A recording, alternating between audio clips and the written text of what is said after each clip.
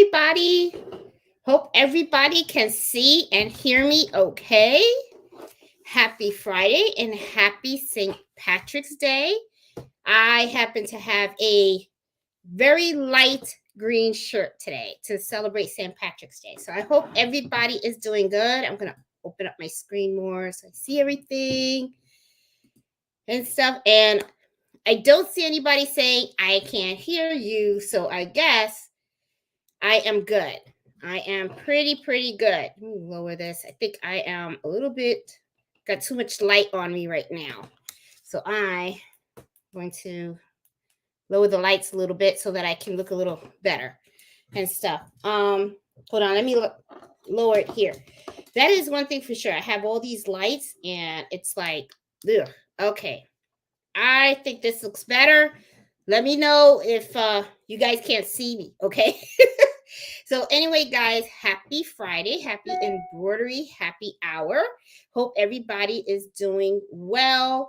And this weekend, I was going to do a Let's Shop Together Embroidery Friday, okay?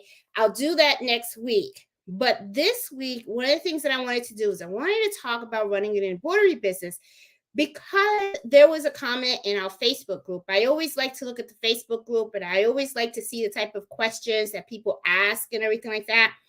And I thought maybe this was a good time for me to come out and share with you guys some of my must-dos when I'm running my own embroidery business, okay?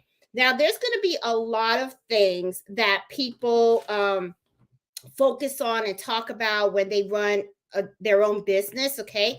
Everybody's, tune is a little different. Some people have different lists of what's important to them, but I wanted to share with you the 10 that are really super important to me, and it's something that I always focus on whenever I'm running I'm doing my thing back here, okay? So let me run down the 10 for you because the thing is also is as I am talking to you guys about the 10 that are important to me, in the chat put down some of the stuff that's important to you when you are running your embroidery business. What is the one thing that it's like the must do for you that you definitely want to like really focus on, and it's something that you just don't alleviate from at all, okay? So anyway, so let's start talking about our 10. But before I do, I'm gonna pour my wine. I got Cabernet Saint-Grand. Well, I don't know how you say it, but I like my red wine, as you guys know. So let me just pour a little bit for me because I have been pretty good. I had a drink earlier today at BJ's, but I had a martini. It's called the Cadillac Martini. It was pretty good, but I kind of like stuff a little stronger. So anyway, but cheers. So let's start talking about these 10, okay? Number 1, this is important to me. All of these 10 that I'm going to talk to you is stuff that I always focus on whenever I am embroidering, okay? Very, very important to me. It's something that, I live by. Number 1, you must practice, okay? If you really are serious about making money in your embroidery business and stuff, you have to practice the craft.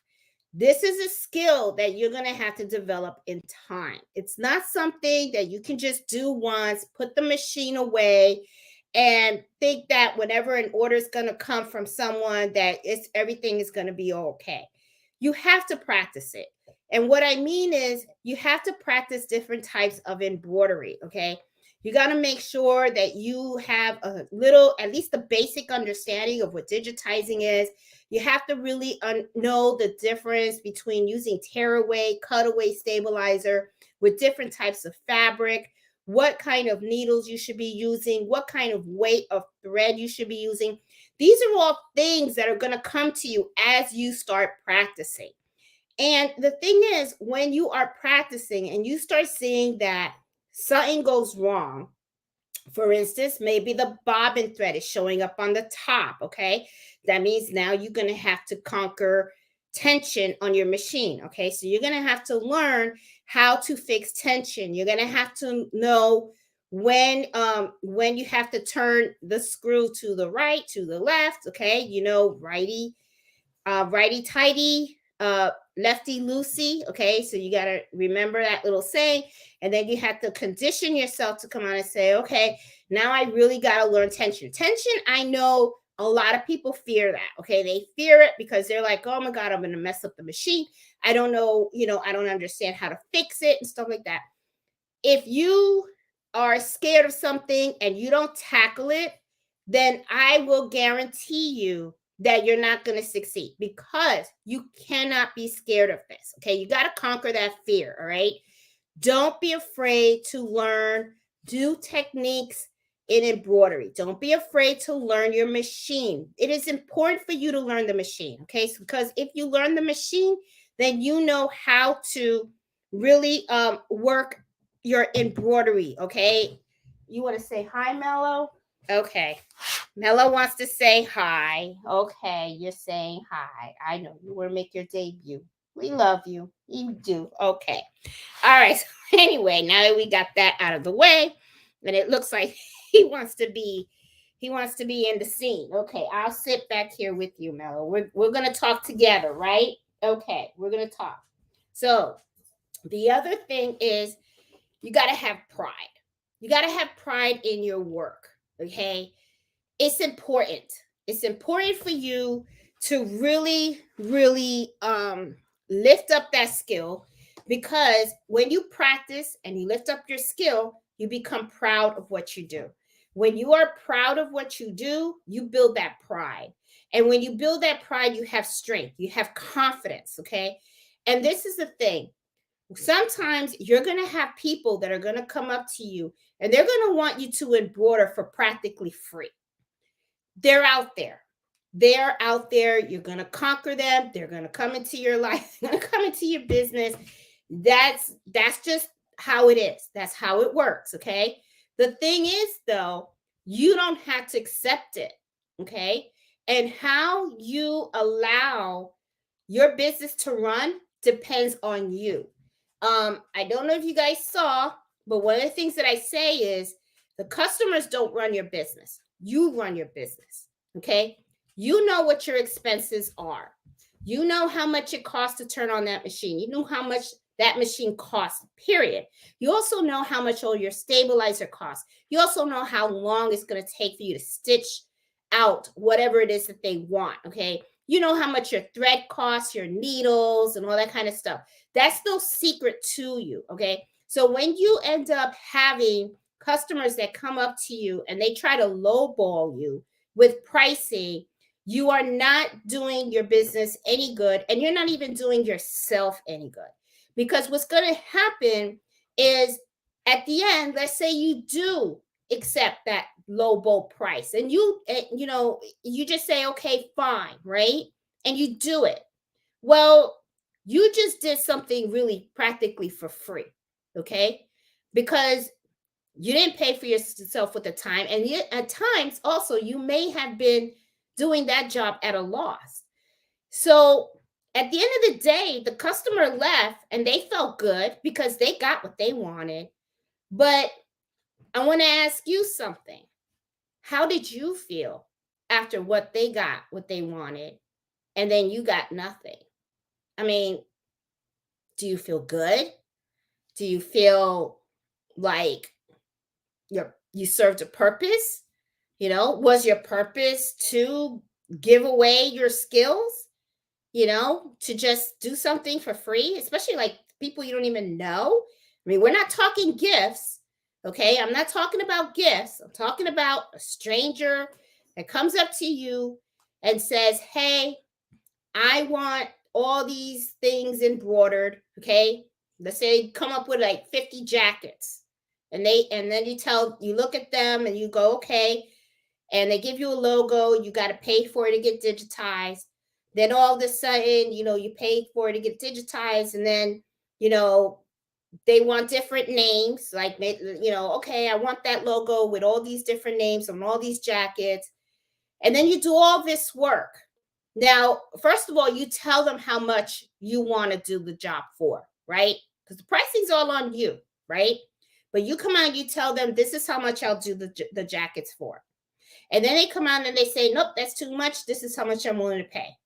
And then so in other words, they are telling you, okay, customer, because this is not their business, it's your business. They're telling you how much you should charge for your time and your business.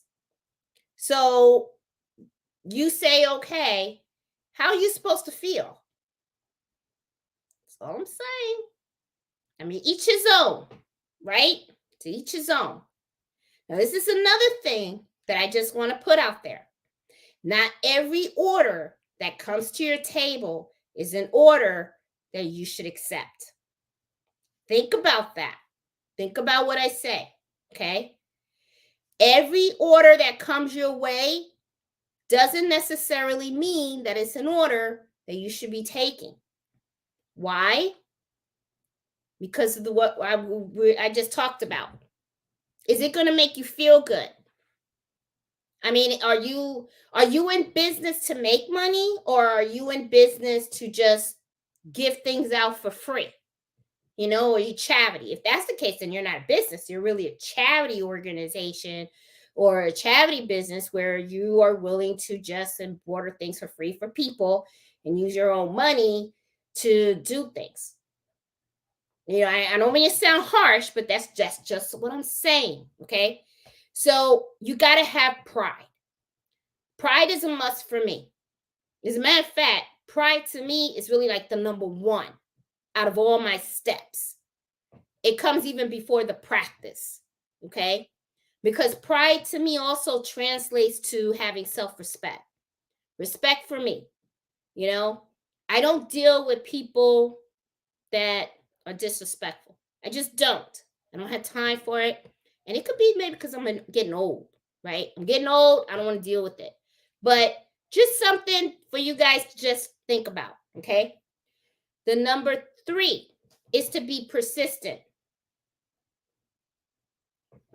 What do I mean by that? What I mean is that throughout life, and this isn't just embroidery, okay? Throughout life, there's going to be times when you want to accomplish something. You want to do something. There's something that you really love and you want to do it. In order for you to accomplish it, you have to have that persistence. Giving up is not an option, okay? You have to be persistent. You have to keep practicing. You have to keep doing what you're doing. No matter what, you get up every day. You got to turn on those embroidery machines. You got to practice new different techniques.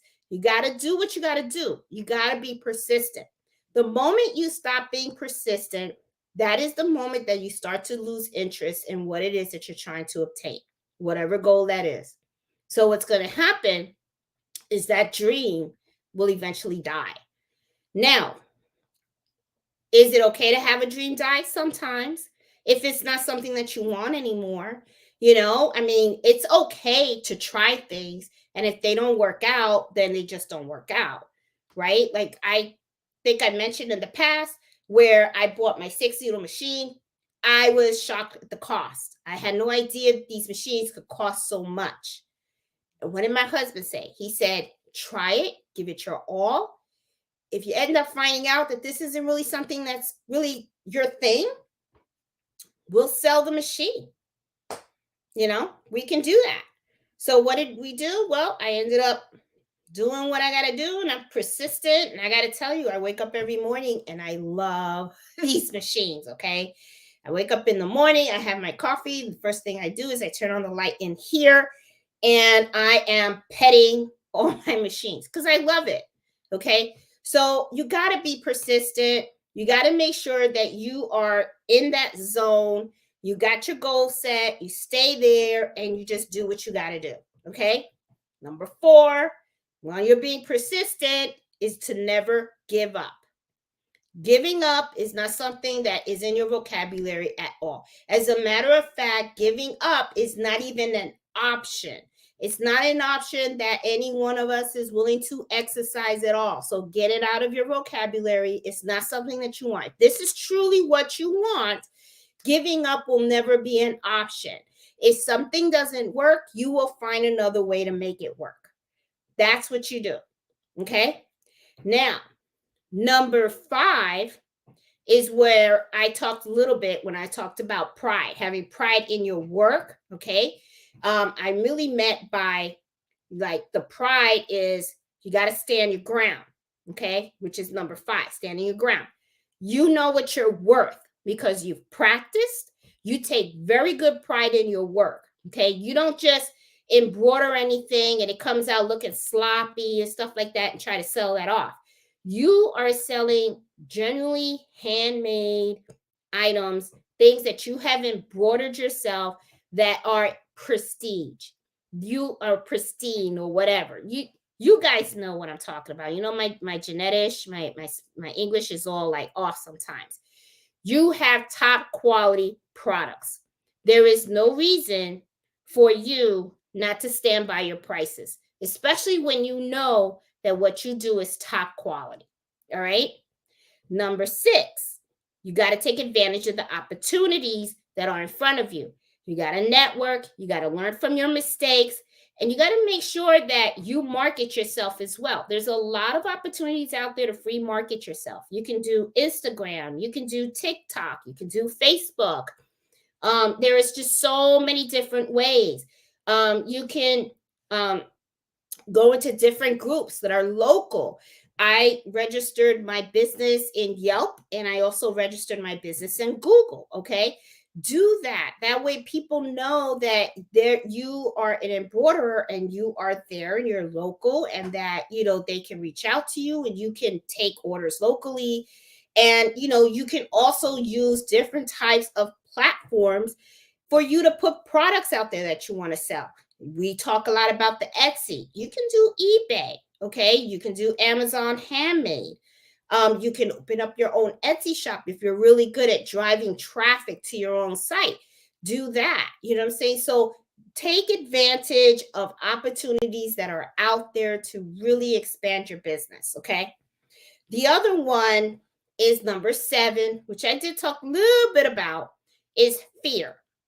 Do not let fear get in your way. When you have an embroidery business, there is a lot of things that may pop up that are pretty new, right? Like people may come up to you with products of their own that you have never embroidered on. Don't let that stop you, okay? Look at that as an opportunity for you to better excel your craft, okay? I had a construction company come to me with car hat jackets, very thick material and stuff. I was kind of like, ooh, how am I going to embroider this? Well, you know what? I embroidered it very successfully. Okay. But I was able to reach out to my friend in Minnesota to ask her advice, Liliana, and she was able to give me her advice on how to actually properly hoop the item so that way it would not move or shift or anything while I was embroidering. Okay. So don't let fear stop you. Okay. And there is a lot of unknowns, especially when you're doing a business. Okay. You got to look into licensing. You got to look at how you're going to invoice local customers. Okay. I use QuickBooks where you got to have to collect the sales tax. Then you got to pay the sales tax. You also need to get in contact with an accountant. There's just so many bits, right, of running a business, and the administrative side, which is the part that I have to be honest that I hate the administrative side because it's a lot of work where you got to keep track of your expenses, you got to keep track of your mileage and all that kind of stuff. So, but a lot of times what happens is people say, this is what I want to do. This is a business that I want to start. And then when they start it and they see, okay, now I gotta do an LLC. Now I have to, open up a PO box. Now I have to advertise. I got to track this. I got to track that. I got to think about taxes. I got to think about getting a wholesales license. wholesaler certificate. Now I got to collect people's taxes. Now I got to pay the taxes. That can then all of a sudden become very overwhelming, right? And then next thing you know, people give up. They're like, oh, this is just too much. I don't want to handle it. That's it, right? um don't do that. If this is something that you truly want, you'll get through it. Just take it little bits at a time and just work at it and look for professionals. Okay, I have a lady that works with me with QuickBooks. Okay, and she looks at it and she makes sure that everything is fine and all that kind of stuff and everything. I have a person that helps me with my taxes. So, you're not supposed to learn everything. Or know everything. Okay, you're not going to know everything. There are professionals out there that do this stuff. So, look for someone that knows the taxes, how to do your taxes for running a business and all that kind of stuff. If you don't know QuickBooks that well, you can get QuickBooks experts, okay, that will come in and they will help you set up QuickBooks, and they will look through your QuickBooks monthly to make sure that everything is straight, that you're paying your state taxes and everything, that you're collecting everything that you're supposed to collect when you invoice people. Those are things that you can hire people to do, okay, and stuff, or at least hire them to help you set up, okay, because when you're first starting, money can be a little tight, okay. So, but don't let that fear stop you, because a lot of times people are like, well, I don't know about that, and then all of a sudden it's like they quit. Okay, so don't do that. Okay, and then number 8, you got to define what success is to you. Okay, you're going to see a lot of people when they talk about running a business, they do this, they do that, and stuff like that. Everybody has their own goal, okay, in running a business. Some people have this big goal that they wanted to turn into a corporation, or they want to have like 10 stores, or maybe, I don't know, some goal like they just want one store, or they want to make a certain amount of money per year or stuff like that. There's a whole bunch of different goals that you can have, right? Set the goal that you want to do. Okay. And goals can change. Okay. You can have short term goals, you can have long term goals. Okay.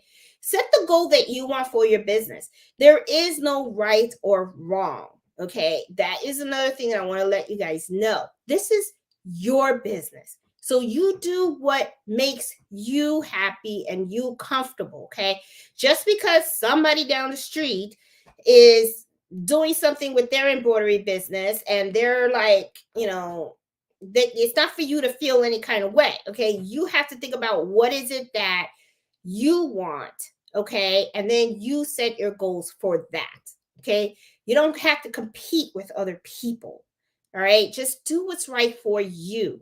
Okay, it's kind of like the saying, like when people say, well, what machine should I get? You get the machine that you want. You get the machine that you're comfortable getting. Okay, I tell you, when people ask me the advice on brands, I don't like to give the brands, because what I would prefer for you to think about is, what is the functionality that you need? The same thing with your embroidery business. What is your goal? What is it that you want to get out of this? Okay. And then focus on that. And then you will find your way, and you're going to make the best decision that's for you. Okay. Because just because I make a certain decision for me, that doesn't mean it's going to work for you. All right. Because we may not have the same goals, and that's okay. All right. There's no right or wrong. Everybody has their own definition of what success is and what success will look like. A lot of times people will come out and say, well, success should look like this. Well, that's not really true. Success looks like success when you've met your particular goal. That's what success means to me. Okay, so just something for you guys to think about. And then number 9, just like I said, when you're talking about the success, I mentioned goals. Okay, create your small and big goals. Okay, do little small goals, like 6 months from now, I would like to achieve this, or a year from now, I want to achieve that. You know what I'm saying? Set those goals up for you. And number 10, which is also very important, okay? Running a business can take a lot out of you. It's something that is 24/7, 7 days a week, every day of the year. You're going to sleep, eat, everything your business because it's your baby. It's what you love to do, and it's something that you really care about. So you're always going to be constantly thinking about it, and you're always going to be constantly trying to think of new innovative ways to try to really, like, ramp up your shop or your embroidery and all that kind of stuff. All right, but this is really important. Self-care. You have to take breaks every now and then. Even though running a business can take a lot from you, you do have to sometimes take a break. Don't forget to do that, okay? Because sometimes you can get sucked into your room, okay? Like me myself, I love to get up in the morning, even though I love turning on the light, and then I love coming in here and turning on my machines and doing embroidery and all that kind of stuff. There are times when it can really get to you too. It can kind of like really tire you out. So what I end up doing is sometimes to take my break is I will call my girlfriends up and I'll say, "Hey, let's just you want to go to a winery, and we'll just go to a winery and we'll just sit out there, okay?" Or sometimes I'll say, "Hey, let's just go out to dinner." Or do you want to go watch a movie and all that kind of stuff? Take those breaks. Those breaks are really, really, really important. Okay. And I'm going to tell you, sometimes I fail at this because even when I'm taking a break, which my girlfriends have to check me, and they always do, okay, I'll be at dinner and then I'll come out and say, "You know what? I think I want to try doing this with the dinner napkins. There's this new embroidery stitch that I saw, and I'm thinking about putting it on these napkins." And my girlfriend has to come out and say, "Jeanette, we're at dinner. We're not working. We're at dinner. Okay, let's enjoy the steak.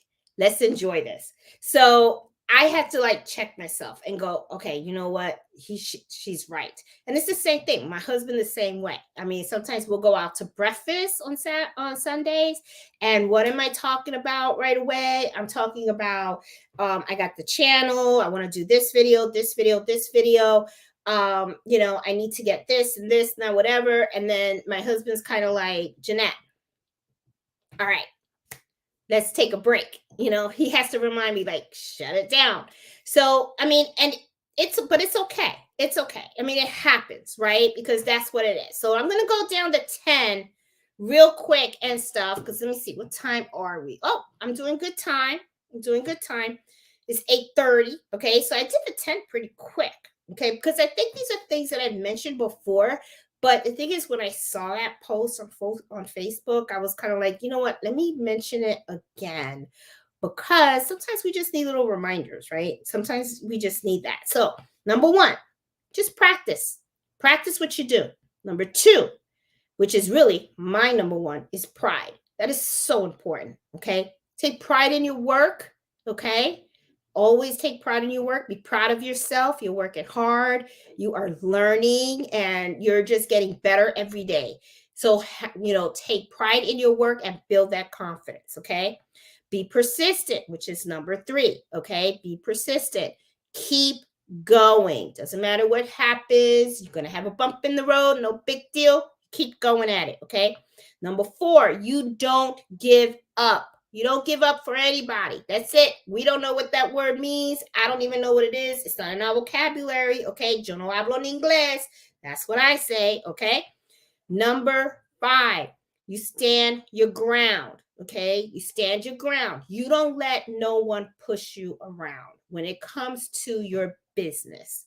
This is your business, not their business. If they don't like your pricing, they can easily go somewhere else. Let them go somewhere else. That's not the type of people that you want in your life. Negative people, I don't have time for it. I just don't. Don't allow it. They're just going to bring you down. Okay. And then also take advantage of any opportunities that you see out there. Network, network, network. Put your business out there. Okay. And not just, how to network and market. Opportunities could be a simple mistake you made on your machine. Learn. Always take advantage of opportunities. Learn from others. Okay. Don't let fear stop you. That's one of the big things that I see a lot of people. It's like something happens, all of a sudden they're afraid of the machine. And I see it all the time. They're like, oh, Jeanette, I bought the machine and it's in the box. That's fear. Why? Why is it in the fear? If you had any fear, it should have been when you had to spend that money. Okay, now you spent the money and now you're going to stare at a box after you spent the money. I mean, the fear should have been spending the money. But now that the box is here, now you're going to stare at it? Get it out of the box. I don't care. It's not going to break. If it breaks, it's a repair shop. No big deal, okay? You don't let fear get in the way, because fear is what's going to stop you from becoming successful in anything that you do in life, okay? The other thing, you got to define what success is to you, okay? All right? Just because the lady across the street or the man across the street has his definition of what success should be, that doesn't mean you have to own that same definition that they said. You define it. You define what success is, okay? And stuff. And you got to, and let me tell you something also about that.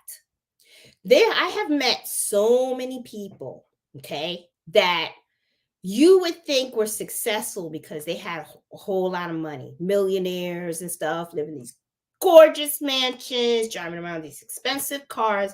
Miserable people. Miserable, okay? Unhappy, okay? So if that's success, you can have it. I'm serious, okay? I mean, you see it all the time. You see it all the time, okay? So success, what does it mean to you? Okay? To you, not the person across whatever, okay? Because their success does not mean that that's the success that's going to bring you happiness, all right? And then you got to have your goals. Make sure you set them. Just be realistic and be flexible with yourself too. Remember, you're a person, you're a human, okay? You could set a goal and then all of a sudden happens, life happens, stuff happens all the time. And then sometimes you just can't meet that goal right when you wanted to. That's all right. Push the date back. Just push it back. I mean, it's your goal, so don't get hard on yourself or anything like that. And the other thing, self-care. Self-care, which is the last one, very, very important. Take your breaks. Enjoy your time with your family. Enjoy other things as well, okay? I mean, the work is always going to be there, okay? Your sewing room is not going to pack itself up and go away just because you decided to take a weekend and go away and stuff like that, Just do you. Be happy and stuff. So, I mean, this stuff is just so important and stuff. And embroidery is a lot of work, guys. It is a lot of work. If you guys watch some of the videos that I do, like today, I did a video on doing this towel. Okay. I bought this towel. Oh, I'm holding it upside down. Okay. I bought this towel. Okay. Because I am back in my Zumba aqua classes. Okay. So I bought this towel and I embroidered it, and I did the video and I posted it on the channel so you guys can see how I did it. Okay. And this is a black shadow. Now, what I am going to do also is I am going to embroider the other side of the towel using another method, which I'm also going to videotape, and I'll post that tomorrow. I haven't done it yet, but I'm going to be showing more. But if you see the videos, and some of you guys that do embroidery, you guys are aware of the amount of work and effort that it takes just to do a hat, just to do a shirt, just to do a towel, okay, just to do a dinner nap, anything embroidery, okay? You got to look at the design and all that kind of stuff and everything. That's why I get kind of pissed off when I hear that people, to me, okay, but then I have to tell myself, Jeanette, you got to remember, they don't embroider, you do. So they're not really aware of all the steps, that are involved in embroidery, okay? I think I'm a little bit on the dark side here. Okay, so, sometimes people don't understand all the work, right? They don't understand that you have to take a logo that they gave you, get that digitized, and that costs money, okay? Because just like we have to charge for embroidering items, well, digitizers have to get paid too. That's a skill, especially the good ones, okay? So, I mean, I like to, I never, well, I I have questioned the price sometimes, but but this is not what I do. I don't say that I'm not going to pay, okay? Because the thing is, I have to, if I want people to respect me and my work, I have to respect digitizers, especially the good ones. Usually what I do is I ask them, can they explain to me why certain stitch outs cost more versus others, right? And a lot of times it's because of the amount of detail and the amount of stitching that's involved and how big the embroidery file is going to be. Okay. And sometimes that will adjust the price for a digitizer. So, and I'm not talking that this is the pricing for all digitizers. Some prices are different. Okay. So, some digitizers may price their work different, but that's usually what I ask. Now, I ask them that not because I don't think that I'm going to pay what they ask. Okay. I ask them that because when I have to pay for that digitizing file, that is a cost that I have to incorporate in the price for the customer. Okay. So if the customer wants like 10 hats and there's a certain digitized file and stuff like that, I need to find out how much it's going to cost. Now, usually it's really easy before coming out of pocket. Okay. A lot of times, what I do is I will send the file to them and I tell them, can you give me a rough estimate? That's what I tell them, a rough one, because I know that sometimes it is hard, just like it's hard for me to look at a design and say, okay, it's going to be about like maybe 10,000 stitches, right? No, digitizers sometimes they may be a little bit better at guessing how many stitches will be involved in a certain design because they actually design a bunch of stuff. But with me, I'm not. But I usually kind of like ask for a rough estimate and say, hey, can you tell me if this is going to be about, you know, $20, $25 to digitize? Because I need to know, because I want to incorporate that in the price.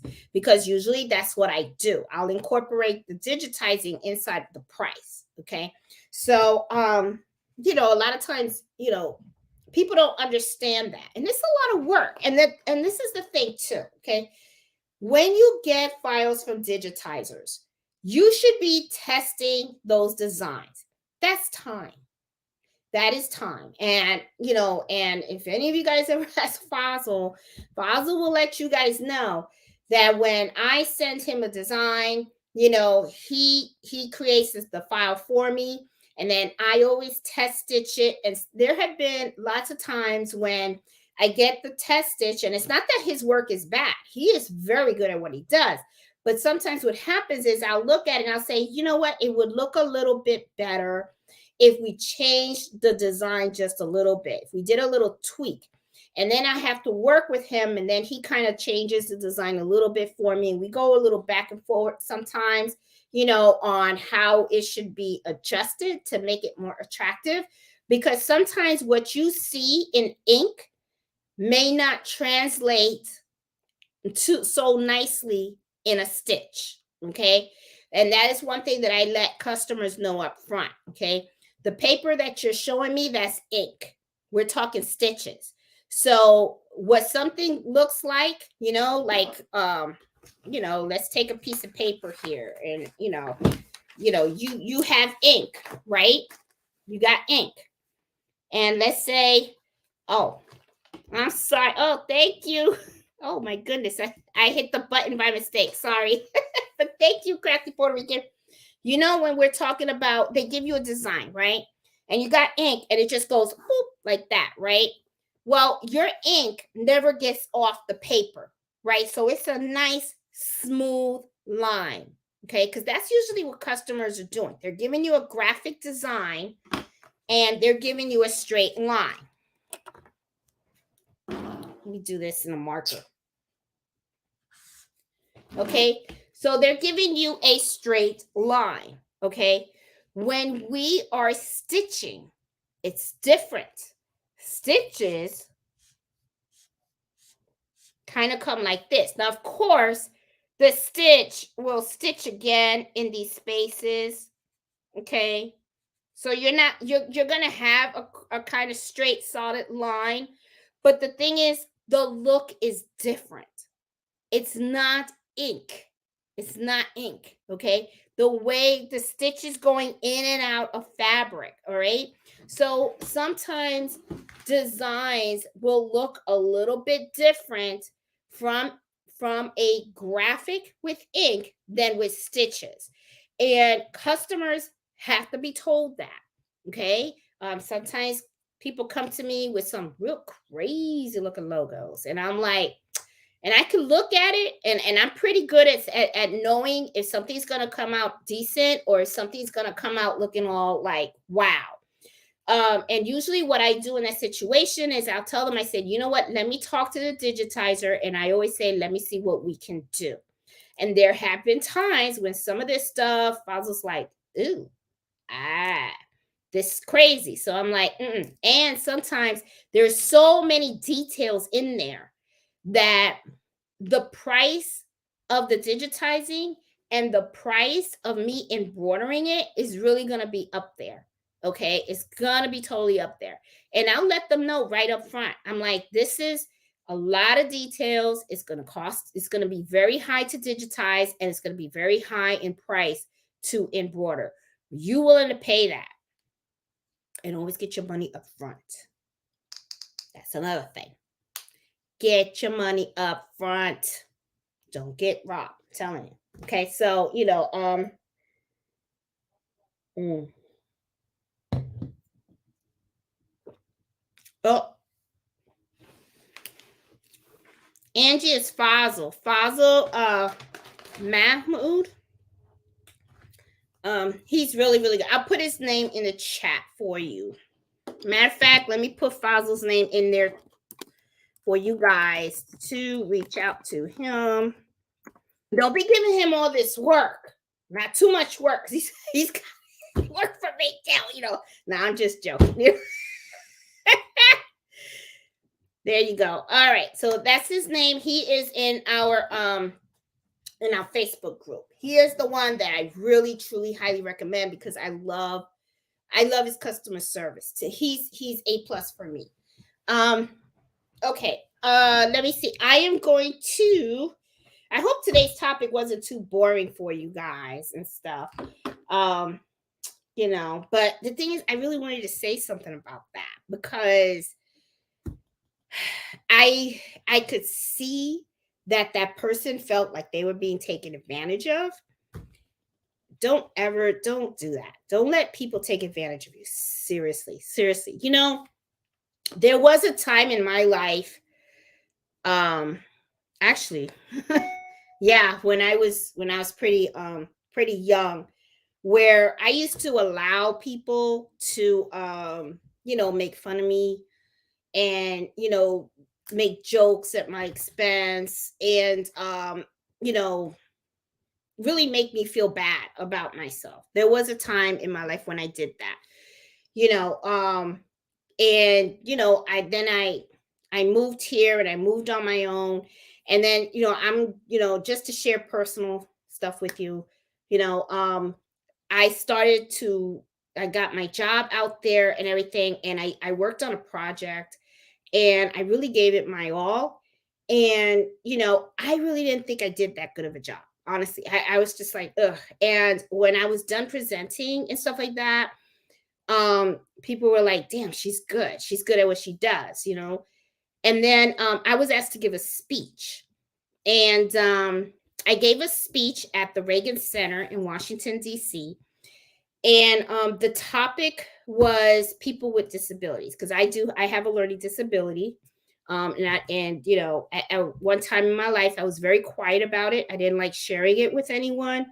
because I was really ashamed of having a learning disability, because I was, I thought I would be made fun of, which I kind of was. I was made fun of it, but it's just something that, time in my life, right? So I gave a speech at the Reagan Center, and it was the first time that I spoke in front of like 300 people.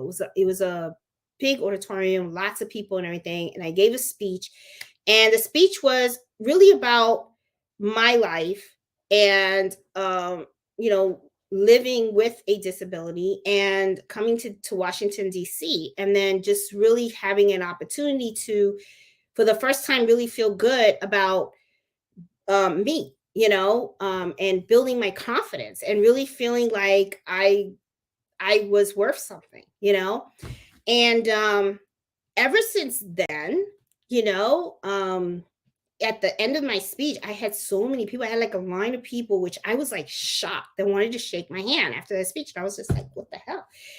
And when I got home, I was like, wow. So it was like an awakening, I guess. I don't know. And then after that, it was like, yeah, I didn't want to take crap from anybody. I really didn't. I just didn't. So I decided to cut all the negative people out of my life. I didn't care, because I wanted to be happy, and I knew I was smart, and I knew I could do whatever I wanted to do. And I just stayed focused.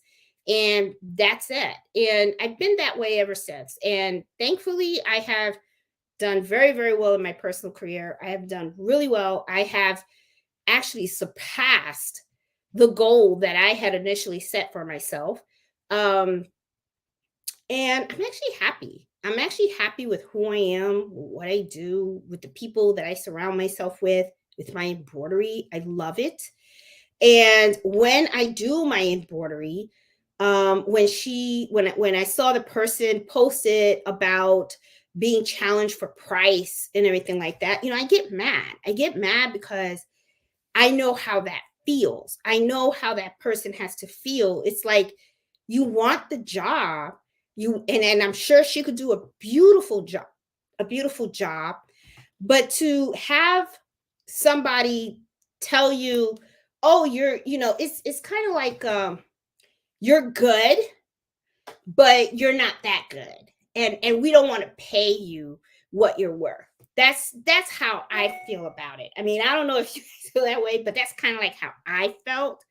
And I got to be honest, sometimes I wish I was like with her in the room, because I think I would tell that customer off. That would probably get her mad at me, because she would be like, "Damn, Jeanette, I lost a sale." And I would be like, "I don't care.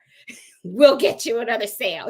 Because it's all about, to me, it's like all I could think of was, if she does it, which if she does, that's fine. That's a choice. Okay. It's all a choice. And the thing is, everybody's different, right? So I'm not saying this to make anyone feel bad, but what I don't want, this is what I don't want. I don't want for anyone, myself included, my sister, anybody, all of us, I don't ever want any of us to feel taken advantage of, because we are good at what we do. We love what we do. Okay. We practice. We are consistent. We know what we're doing, and we are always looking for new ways to do this. Okay. I mean, for somebody to come up to me and say, "Hey, Jeanette, this is beautiful. I want my name like this, and I just want to give you $5. I would be like, "You're funny, because you're not getting it for no $5." You know what I'm saying? I would never allow that. I it's not going to happen. Okay. And and I've told you guys about, there was one time a lady said, "I'll bring you 100 shirts, and I want you to embroider it." And she gave me the logo, and I priced it, and I understood it was a bulk order. Okay. So even though it was a bulk order, I kind of priced, I knew what it should be per shirt.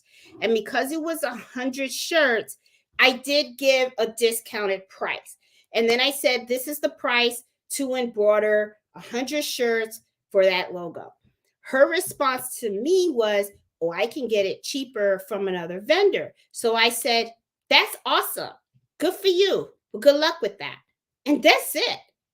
There is no discussion. I am not going to allow you to tell me what I should be pricing. Okay.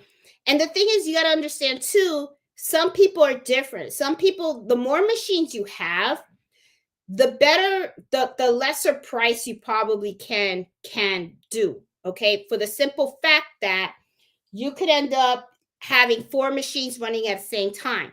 So it's the timing factor, right? As if you have one machine, you only have one shirt in the machine at a time, and if that one shirt runs 15 minutes, that means that you can probably get maybe 4 shirts done in an hour. As for me, I have 3 machines, right? Because I could use the single needle if I want to, but I'll use the 2 usually. So what I'll do is, for every, if you have 1 machine and you can do 4 shirts, if I have 2 machines, I can do 8 shirts. So I can probably knock down the price a little bit, for the simple fact that I know that it will take probably less time because of the more machines. But of course, machines cost money. And then you're pulling electricity, and I got to buy the thread, because remember, for every machine, you have to have its own specific thread color. So if there's a special color, then I have to buy 2 of that. So my costs go up a little bit more on that, but it's not much, but something. Okay. So it's just something that, you got to think about. So, just don't let people take advantage of you. Really don't. I mean, now it's like, I don't. It's kind of funny too, because I remember I had a boss at one time. She was like really nice lady. I'll never forget her.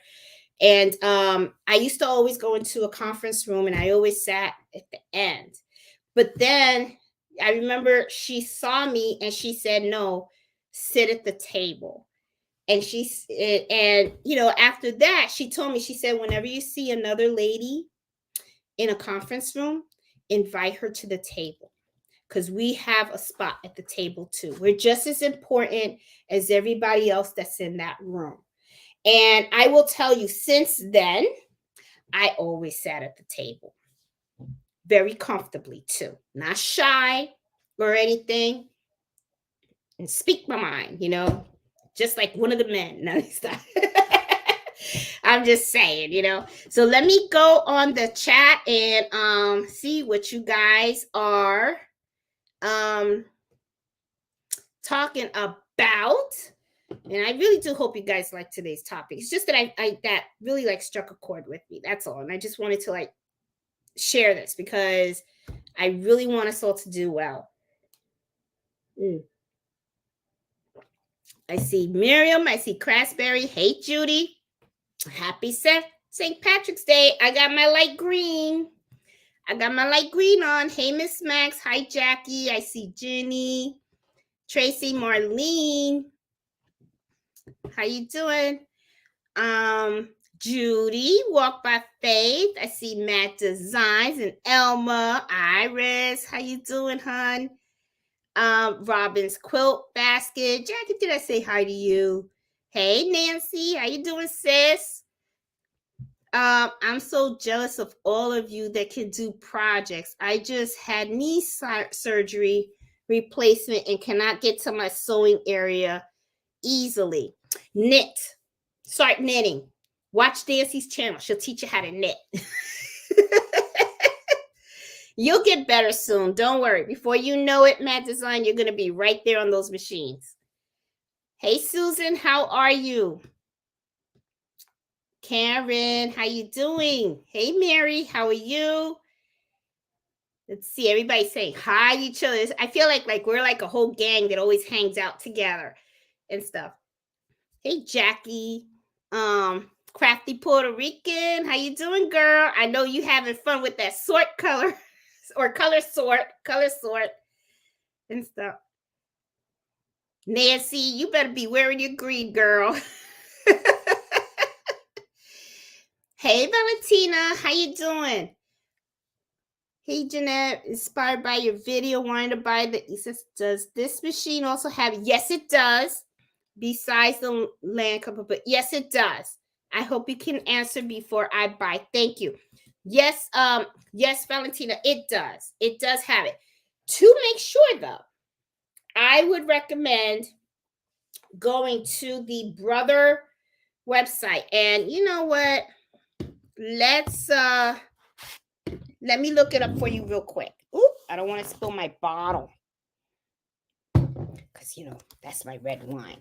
Hold on. I'm gonna look it up for you real quick on my other computer, and I will let you know. I believe it does. I believe that it does. If you go to, I believe the Brother, hold on, the Brother USA website, because we want to make sure that you don't like spend your money and then you don't get what you wanted to get. You know what I'm saying? Because if that was the case, then you could have got the SC 1900. But the other great feature though about the SC 2000 is that cuts the jump stitches for you. So you may want, I'm gonna be honest, if I was looking for a brand new machine right now and I could afford that extra, because I think there's a difference of like $500 for that. I think that's a difference and stuff. I would get the SE 2000 if I could do that. If you get the SC 1900, you really don't. You're not. It's still a good machine. It's still a very, very good machine. So hold on, I'm looking now to see. Oh, okay, hold on, because I know that's a 5x7 machine. SC 1900. It has LAN. Okay. Let me view the details here, and I'll tell you right now in a minute, because I'm looking at my other Mac, guys. And I remember with the specification.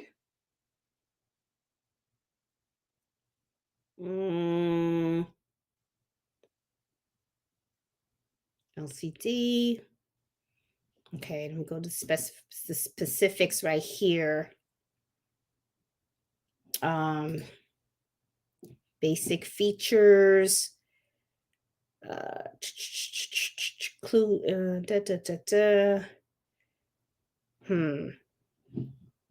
Oh my! I don't actually see it. It's got a lot of good reviews. I'll tell you what. It's got a lot of good reviews. How come it just says? It doesn't say. Does it have a USB port? It doesn't say. All right. Let me try another way. Hold on. We're not giving up, because remember, that's one of the must-dos. You don't give up.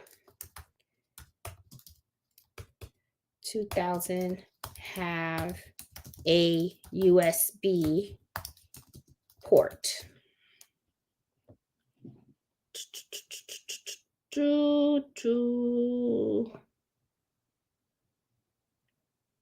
Yes, it does. Okay, the SE2000 has a built-in USB drive port. Yes, it does. If you go to Mr. and Miss, Mr. Vac and MissSo.com, okay, they have the description and they actually show the port, Valentina. So, yes, you are safe. And you know what? And let me tell you, you can get it cheaper, okay? And I'm gonna tell you how. All right, I have a video on how to get the Cricut machine for much cheaper using a cashback website. Now, you can buy this machine from Walmart and you can get 3% cash back on how to do that. If you don't know what I'm talking about, try to watch the videos. If you still don't know, reach out to me and I will show you how to do it so that you can get it a lot cheaper. Because remember, you want to make sure that you save that money, because 3% cash back is money you could buy for threads. So I'm just saying, Hey, Karen. Oh, happy birthday to your granddaughter. Let me see. Let's see what else we got here. Oh, good lesson. Oh, Miss Max said, good lesson. I wonder if anyone had an issue with just putting the bobbin case in the machine and hear it click. I seem to do it several times before it clicks. Is there a trick? What machine are you talking about, Miss Max? Are you talking about the single needle machine, or are you talking about the multi-needle machine? I know the multi-needle machine, I do hear a click.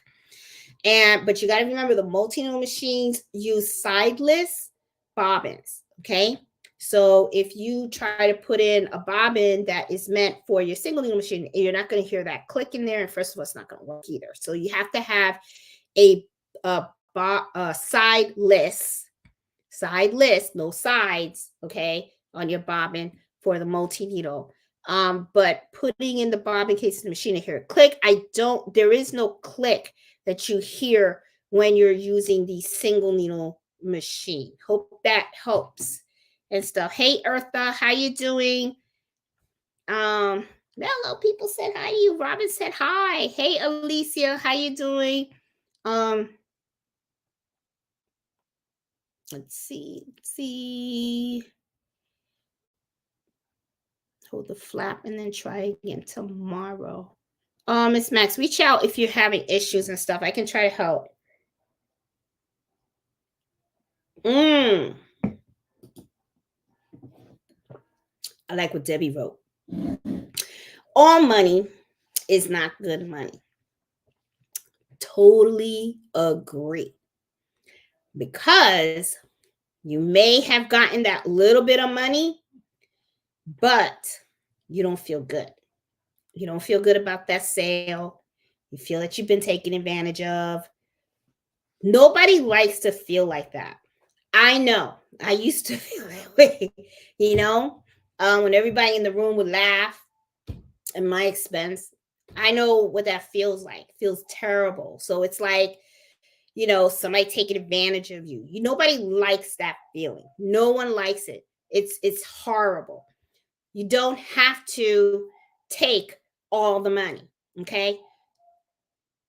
Take the good money. Leave the bad money. Let somebody else have it, okay? If they found somebody else that allows them to to take advantage of them, then that's fine. Or they can buy their own embroidery machine and do their own stuff. I'm okay with that, and stuff. And see, Debbie's with me there. Pride is a must for me too. It certainly is. It has to be for all of us. It has to be, okay? We all want to feel good. It sucks to feel bad. It really, really does. Which is why I am such an advocate of standing up for people when I see even stuff, even when I see stuff at work, if I see somebody being nasty to somebody, I'm the one. Yes, it's true. I am the one that stands up and goes, this is wrong. Why are you doing that? Why would you do that to somebody? And then I make that person feels like crap because of the way I word it. Because I go, would you like if someone did that to you? If someone asked for help, how would you feel if someone responded to you that way? Would you feel good? Really? Is that how you want to treat people?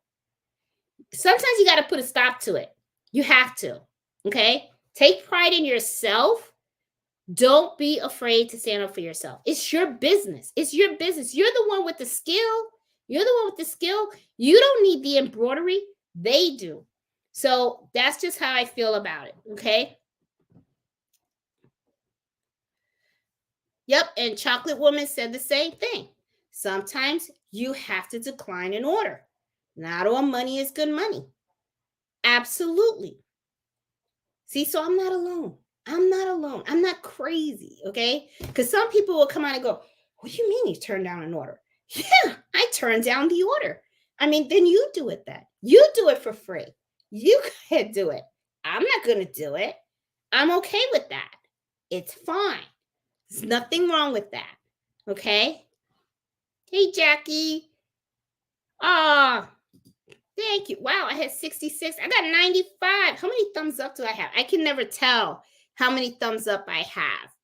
I don't know. So I well, I hope I have 90 over 90, thumbs up. Hopefully you guys like the show. Seriously. I just really wanted to share that stuff because I felt some kind of way. I really wish that I lived close to that person because I would be like, what? Fine. We'll talk to that customer together because they're not going to get that at that price. Period. That's it. I would be like, no, don't let somebody make you feel bad and stuff. Hey, Becky, how are you? Road to success is always under construction. Oh, I like that. I like that, Marlene. That's pretty cool. It is. It is. And you define what success is. You define what it looks like. And you can change it however you want because this is your business, no one else's. Okay. And your goals can change. Okay. Because life changes, things happen, right? So, like, let's say, I say, hey, I want to be on Fortune magazine. Well, you know what? Now I'm getting old and stuff like that. And I don't think I'm looking as cute as I used to, whatever. And I'm tired. And maybe I don't want to do that much work embroidery work anymore. Maybe I'll have grandkids and I prefer to do embroidery and sewing for them, as gifts and stuff like that, and do stuff that I truly enjoy. Because I will tell you this one thing, when you do a lot of embroidery, and I share that with my sister one day, me and her were talking, because, she's been doing a lot of sewing projects. And sometimes, I want to do sewing projects too, but I can't find the time. And I can't find the time because I'm filling orders. And, it's not that I don't like doing the orders, I do like doing them. But, there's only so much time in a day, right? So I do have to sleep, and I do have to walk mellow, and I got other things to do, and I still work full time. So, the little time I have, I do have to work on the orders. And then sometimes when I'm done with the orders, I'm kind of tired. And that's where I'm going to take some time for me. And there'll be days where I'll say, okay, I'm going to work on a sewing project today. But then an order comes in.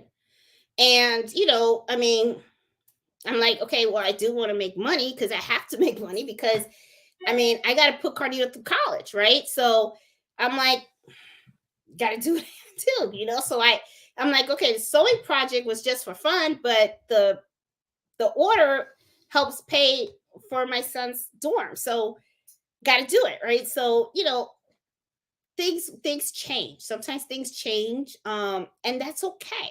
That's okay, you know. Um,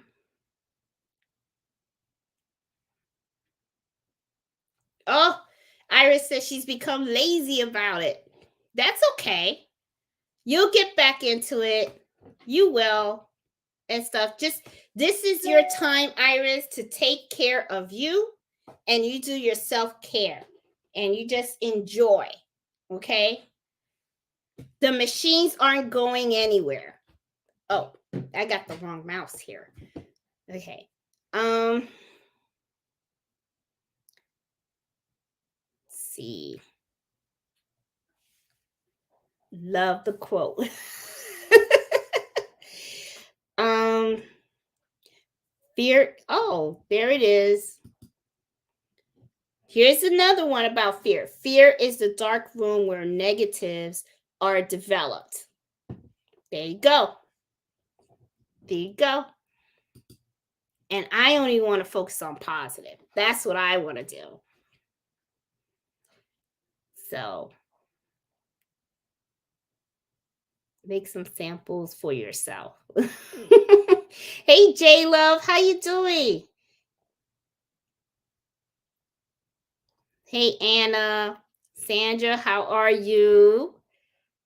Things today. Got time to get away from me. You're reading my mind. I'm crazy right now, but I'll get through it. Oh my goodness. My goal right now is just to find what product I'm good and enjoy doing it. taking my time and learning along the way. And there's just so many things you can do with embroidery, Marlene. There's just so many. You just got to find your niche. That's all it is. Just find your niche, make it unique, make it your own, and it'll be fine. Hey, Ozzy, how you doing? Happy St. Patrick's Day. Let's see. Hey, Deborah, how are you? Um, I watched the video where you made a shout. It looks so nice. Want to try it. Oh, Iris, thank you. Um, now you have the motivation to do something. Oh my God. Oh, thanks, Mad Design. I appreciate it. Oh, Ozzy says, the one thing I can say is you really, really have to believe in your craft. You really need to believe in what you're selling. Talk like an honest and expert. Yep, totally agree. And you do. And you know what?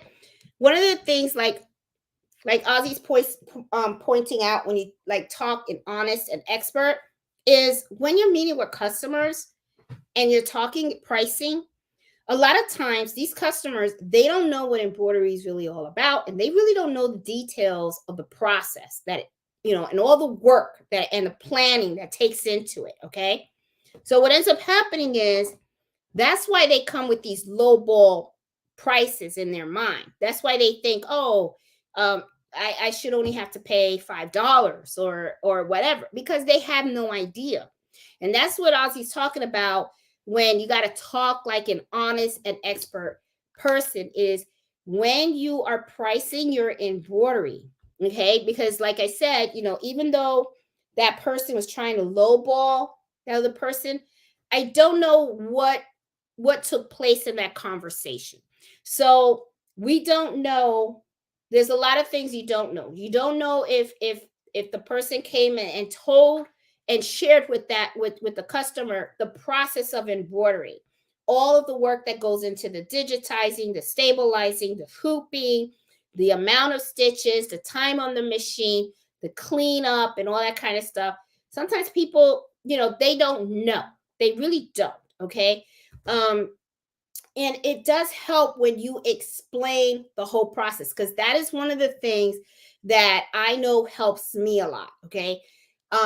I always tell the customers up front, I have to meet you when, especially locally. Okay. Because online, it's not a problem, because online, what they're doing is they're buying stuff that I've already priced out and I can make.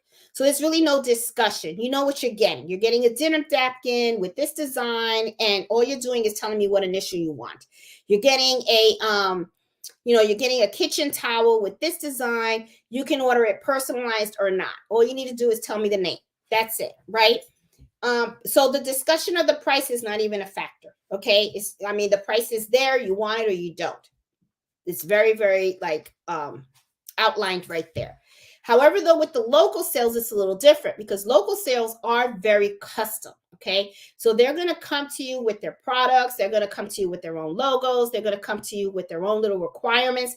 So you have to actually take the time to sit down with them, and you have to listen to what it is that they're expecting and what is it that they really want. And then you have to come out and start to talk to them about the process that you have to go through in order for them to get the end product that it is that they desire. Okay. And once you talk to them about that, and you talk to them and you mention the digitizing, and you mention the test stitching, and you mention how you have to test stitch it and then send them the picture for them to see how it looks, and then they approve it and stuff like that, selecting all the colors for their logos and everything, and then all the stabilizing and all that kind of stuff. Once you start explaining all of that, and then you give them the price, I find that a lot of times I never really get challenged at all on my pricing. The only time I got challenged was that one lady with 100 shirts, and you saw I shut that down right away. Mm. So if you share that information with your customer, chances are they should be more understanding as to why you are pricing things a particular way. If they're not, my opinion, that's not the customer that you want, because they're not looking for fair pricing. Because that's why I say, when I tell you guys I price my items fair, I price them so that I'm not taking advantage of, and I'm not taking advantage of them. Because my goal is not to take all their money out of their pocket. My goal is to give them a price that's fair to them and also fair to me. But if I find that you're going to challenge me after I explain to you all the process, and then this is how much it's going to cost, and then you're going to challenge me and you're going to say, no, I want it for less. That's not the customer that I want, because that means you're only looking out for you. You only care about you. And I don't want to work with people like that. I just don't. So that's just me. Okay. So, I don't believe in taking every order. I'm very picky about who I work with and what orders I do. And I'm good with that. I'm good with that. And I don't care what people think or say. I mean, I look at it like, you can find somebody else to do your work for you. I'm fine with that. I have to think of what's in my best interest and my business's best interest. And it is what it is. And I have a friend of mine, Johnny, he's a painter, and he has the same philosophy. He has the same philosophy. He has his own painting business, and he has a team of painters, and he goes and he meets with the customers. He writes down the requirements. At the same time that he's writing down requirements, he's also looking at that person, and he's watching their personality and all that kind of stuff and everything. And he gives very good pricing on painting, and he does excellent work. Okay, he's done my home, and he's done crown molding. He does beautiful, beautiful work. But there have been times where he said he has met customers, and when I see, he says when he sees that it's just something. He says you get like a feeling, like they're very too extremely too picky, or they're gonna be a problem to work with. He turns it down. He just tells them, no, I don't. He just sends them a little text that says, I thought about it, and I think it's in the best interest of my company that we turn down this opportunity. And he says good luck in finding someone else, and he's fine with that. He's fine with that, because it's all about him feeling like he was fair with his prices. He could pay his people and everything, and the customer wasn't taken advantage of, and neither was he. So he, that's how he works. And I do the same. I just do the same. I mean, everybody's different, but you just gotta just be mindful, that there are a lot of hustlers out there. Not a good feeling too. Not a good feeling when you're taken advantage of. I'm 3 hours ahead. Hey, Jenny, how are you? Hey, Sandra. Hey, Designs by Newish. Preach. I'm just telling you guys the way it is. That's all. I'm just telling you. I could not wait to get my machine out of the box, because I had some baby quilts to do. Hey, Sandra. I love doing the baby quilts. I gotta admit, I love doing it. I have to push some more designs out there in my shop. I really, really do. But I like doing the baby quilts because to me, I find they're much easier to do. And at the same time, when I'm embroidering them, I think about, there's a baby that's going to be in the blanket and stuff like that. Because I don't have any grandkids yet. I don't think I'm going to have grandkids for quite some time. Yeah, but that's okay. That's okay. Cardio's got to take his time and do his thing and everything. And who the hell am I to say that Cardio's got to give me a grandkid now, whatever? Because, I mean, I had him when I was 32. Okay. And and I had to have surgery because I waited a very long time, and I had a very difficult time getting pregnant. So then I had surgery, and I had Cardito. And then when Cardito was born, I wanted to have more children, but I wasn't able to. Doctor was like, that's just not was not in the cards for me. So I was just grateful to have the one that I had. Okay. So I figured, oh the hell. And I gotta be honest with you, giving birth to a child, that thing hurt. Okay. So I had natural childbirth, no epidural or anything. So I felt it all. Okay. Felt it all. So yeah, but I would have wanted, I think I would have wanted like 3 or 4, but didn't work out that way. And that's okay. Just like, goals change, plans change, life changes, and it's okay. I'm good. I'm good with the one. Um, oh, congratulations, Cynthia. She said she just got her 6 needle machine. I'm excited to start. Oh, Cynthia, congratulations. I know you're gonna love that machine. Oh my God. I still got my 6 needle. This is my 6 needle right here. And even though I went for the 10, I still will not get rid of this because this is my baby. And I still use it. I use it all the time. So you're going to love, love, love your machine. Congratulations on your machine. That is so awesome. And Cheryl, yes, embroidery is a great deal of work. It is. It is. And a lot of people have this misunderstanding that they think that it's easy. It is not. And it's a skill. It is truly a skill. You have to know the machine. You have to know how to embroider. A lot of people think it's just, hooping, stick it in the machine, press the button. It doesn't work like that. No, it's more than that. There's a skill to it. Okay. You got to know what you're doing, how you're doing it. You got to know what stabilizer to use. You got to know the needle, the thread, and all that kind of stuff. There's just so many things that you have to know with embroidery. You just can't like, wing it. It's not something, in the beginning, you wing it when you first starting because you're learning. Okay. But when you're running a business, you really have to know it, and you got to do good embroidery, good, solid embroidery. You got to know how to do those patches. You got to know how to do, the towels and stuff like that. You gotta really know how to pump it out. You really do. Because I know when I go to my aqua class, they're gonna be like, where'd you get that towel? And I'm gonna be like, oh, you want one? Well, this is how much it costs. I really do like it. I think it came out really cute. Let me give you guys a close-up in case you guys haven't seen it. Isn't that cute? And look, no puckering.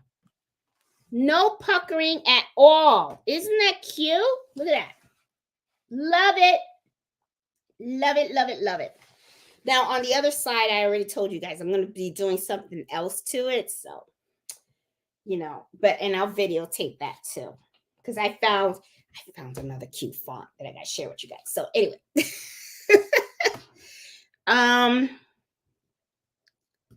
Let's see. Oh, 49 in the chat. Give a thumbs up. Aw, thank you so much, Marlene. I really appreciate that.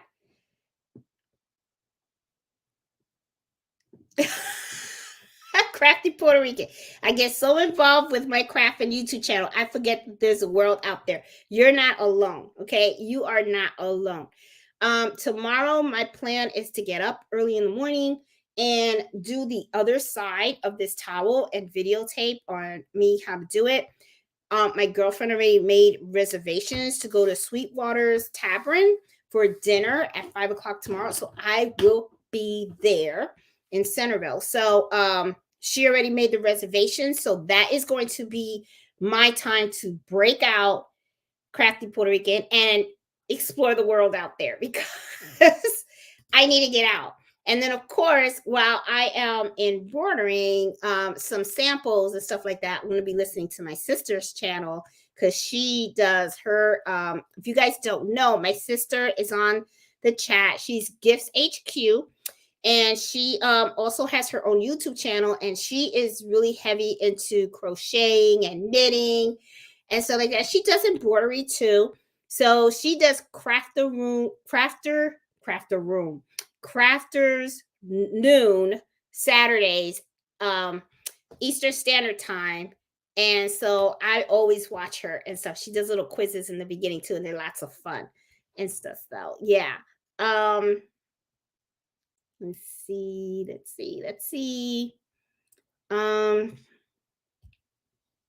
Oh, Miss Matt. I was a little doubtful about what I charge a client. It was more than fair. She had a problem with it. She had no problem with it and gave me a tip. I must get more confidence. Miss Max. Yes. Okay. When I did my card, the construction jackets, same thing. The guy gave me a tip because the thing is, he saw the amount of work that was involved in that, because I did like 4 different test stitches because I wanted to make sure I got his logo right, and I wanted to make sure it was going to be clear. I even reached out to Liliana, and I wanted to make sure the hoops clamped down really well so that way I didn't miss a stitch.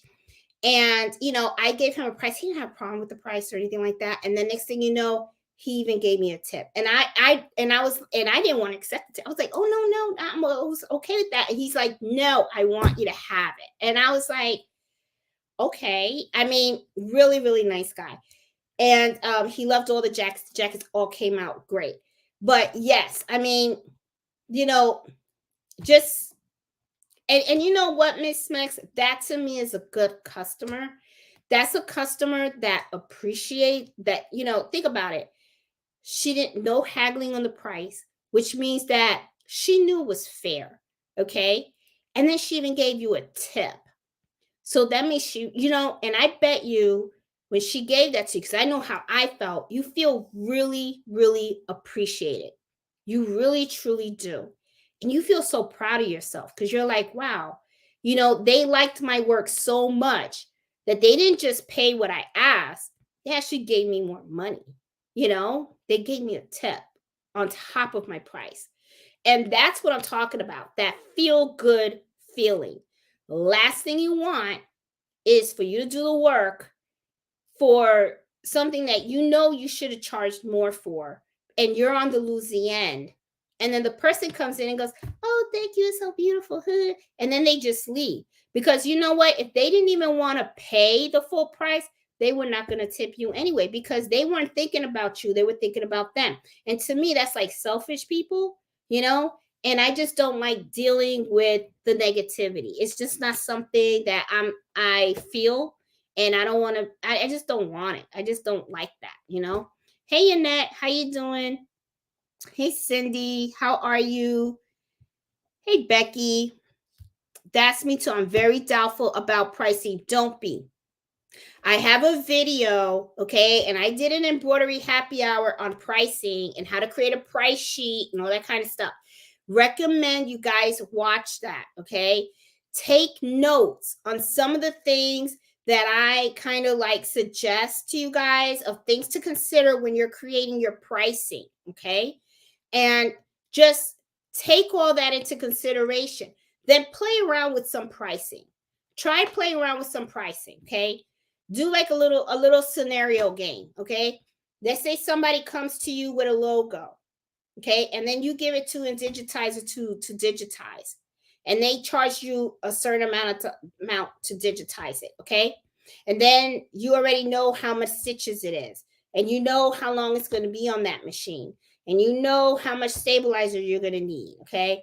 You're going to know how many packaging you got to do. Do you have to package each shirt individually, or can you just give it to them in a box or something like that? You know what I mean? Calculate all your costs. Okay. And don't forget your time. Calculate your time too, because you don't work for free. Okay. So how much per hour do you want to charge yourself? Okay. Calculate all that. Practice it, and create a price sheet. Create a price sheet. And this is one thing that I've said in the past, and I'm going to say this again. When people talk to you about embroidery prices, right? They're going to come out and they're going to say, hey, Jeanette, I got this. How much is it going to cost to do this logo? Can you tell me right now, how much is it going to cost? Can you tell me how much does something like this cost? I want this on the back. Never, and I'm telling you, and I'm serious, you never give a price right away. You don't do it. What you gently say to them is, oh, okay, do me a favor, send me that picture and give me 2 days, and I'll get you an estimate in 2 days. You know why I tell you not to give that price right away? Because that is where you're going to make that mistake. Okay. You're going to probably come out and say, let me see. Okay. I can probably do this for $25, maybe. Okay. Then you go and you send this to the digitizer, and the digitizer looks at it and says, oh, okay, well, there's like 3 color changes in here. Okay. There's a lot of details with the circles and stuff like that. All right. It'll probably be maybe $15, $20 to digitize. Okay. So there goes $15, $20 of the $25 you said you were going to charge. Right. So there goes that money. And you didn't even consider the thread that you're going to use. You didn't even consider the stabilizer, and you didn't consider the time, and then you didn't consider the other stuff. So right away, there goes that. Okay. So that's what I mean about when somebody runs up to you and says, hey, can you give me a price on this? Always the response should be, send me the file. I'll take a look at it and let me do some research, and I'll get back to you, and I'll be able to get you an estimate 2 or 3 days, 2 or 3 days, or whatever day you feel comfortable. Okay.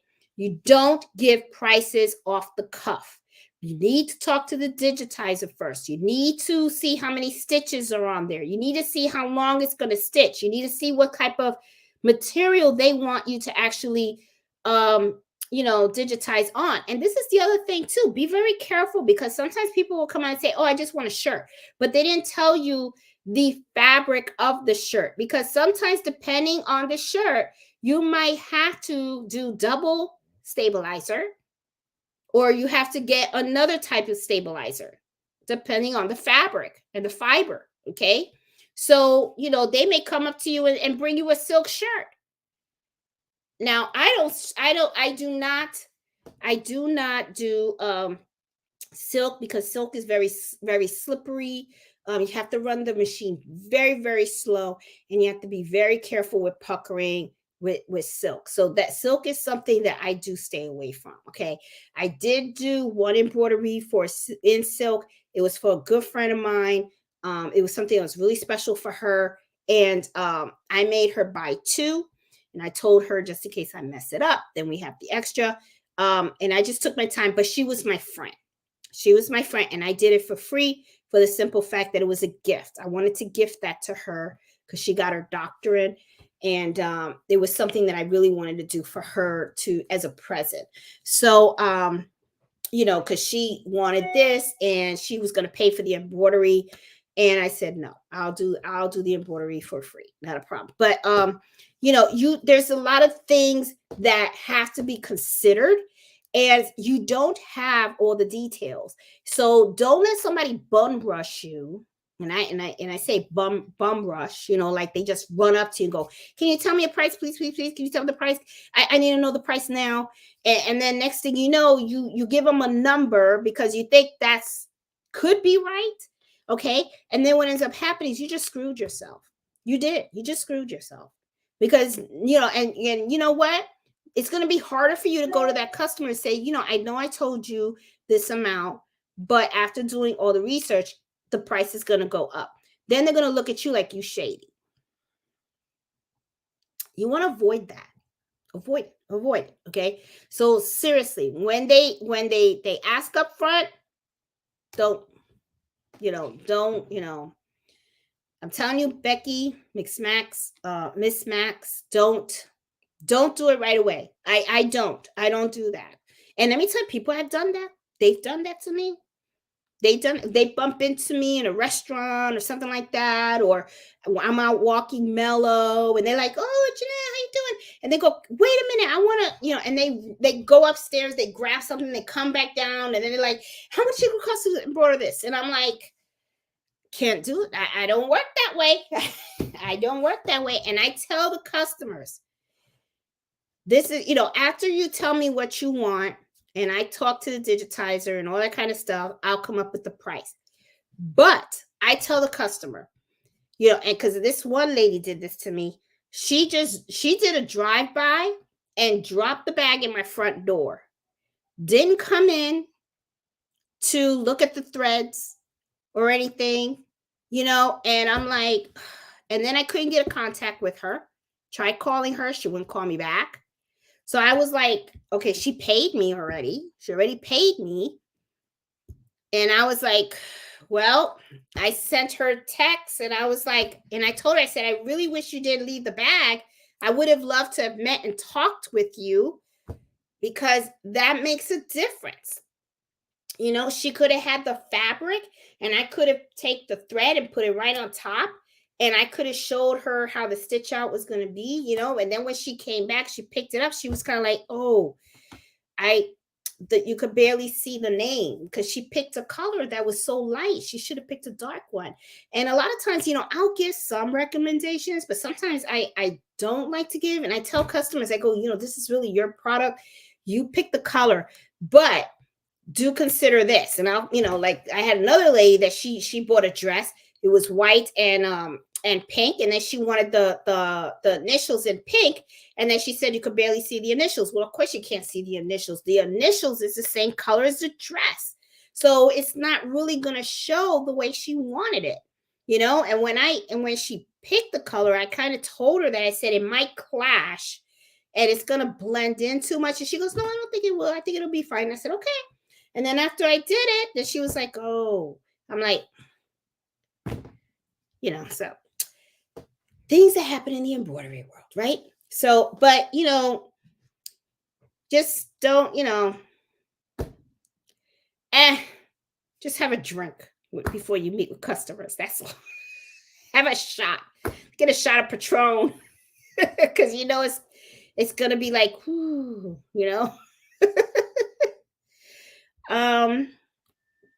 let's see. Miss Max, the setup of the projects takes time. Yep, there you go. Miss Max, the setup of the project takes time, and that effort is often not incorporated properly in the price. And that is what I mean when I say make sure that you pay yourself. The time is sometimes not incorporated in the price. That is correct. I mean, I see a lot of people do that all the time. Hey, Zola, Aqua Bloom. How are you, girl? How you doing? Oh my God, I haven't seen you in a minute. And so I hope you are doing good.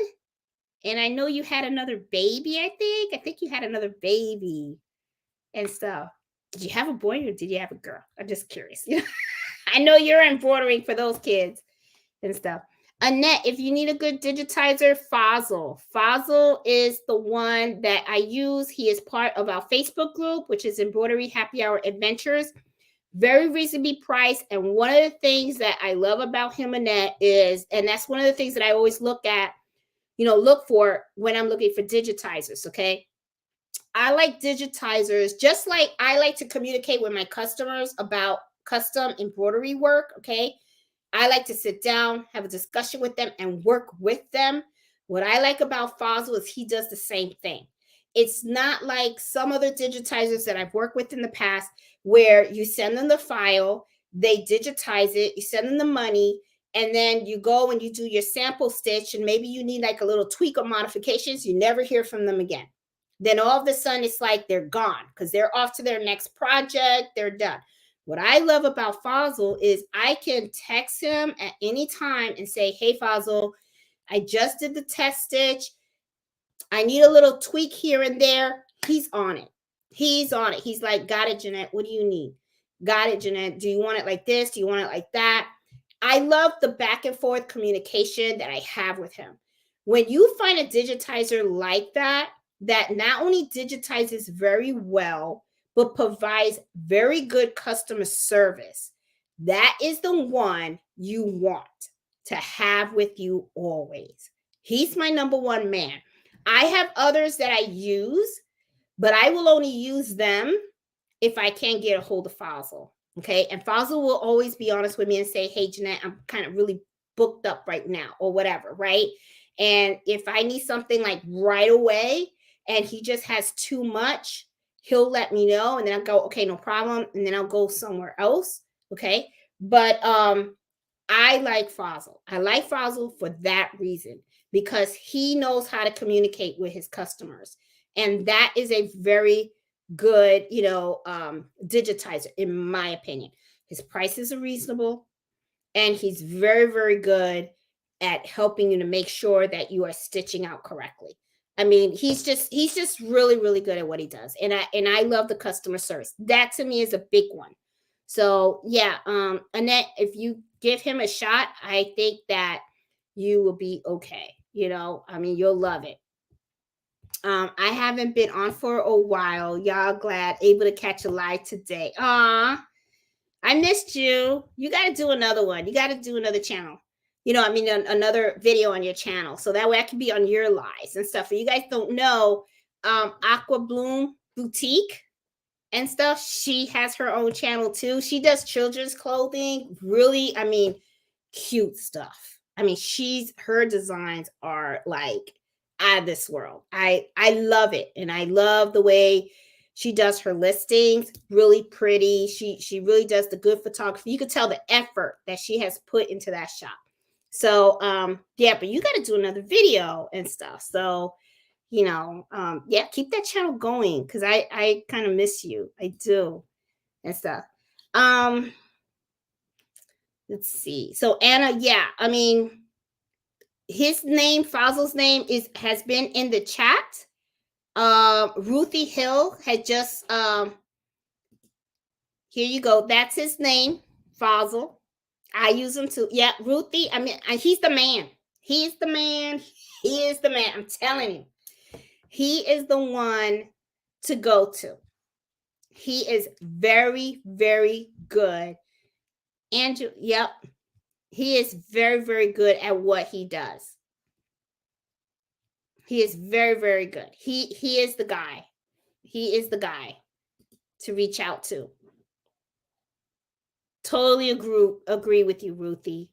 That's the man right there. The man of the hour. Where is Fossil? I need to tell him to get in one of these lives one day. And stuff. But I'm sure he'll probably be like, I'm busy,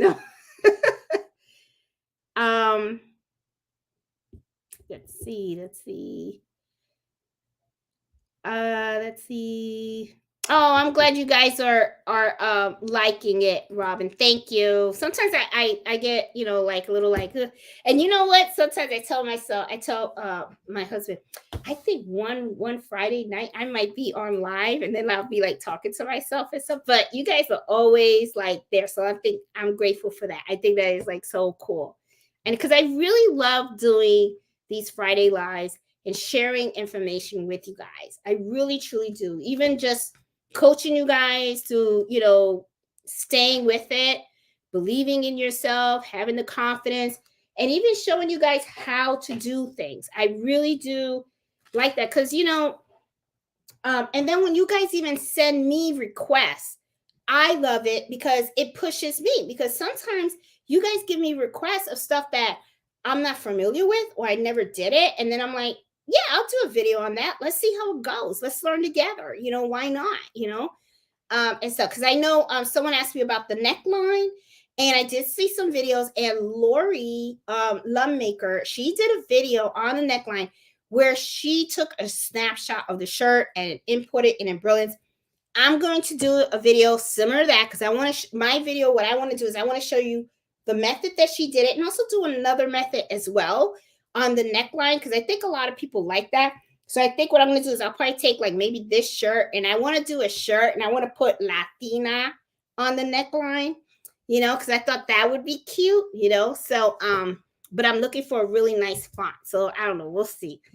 Let's see. Oh,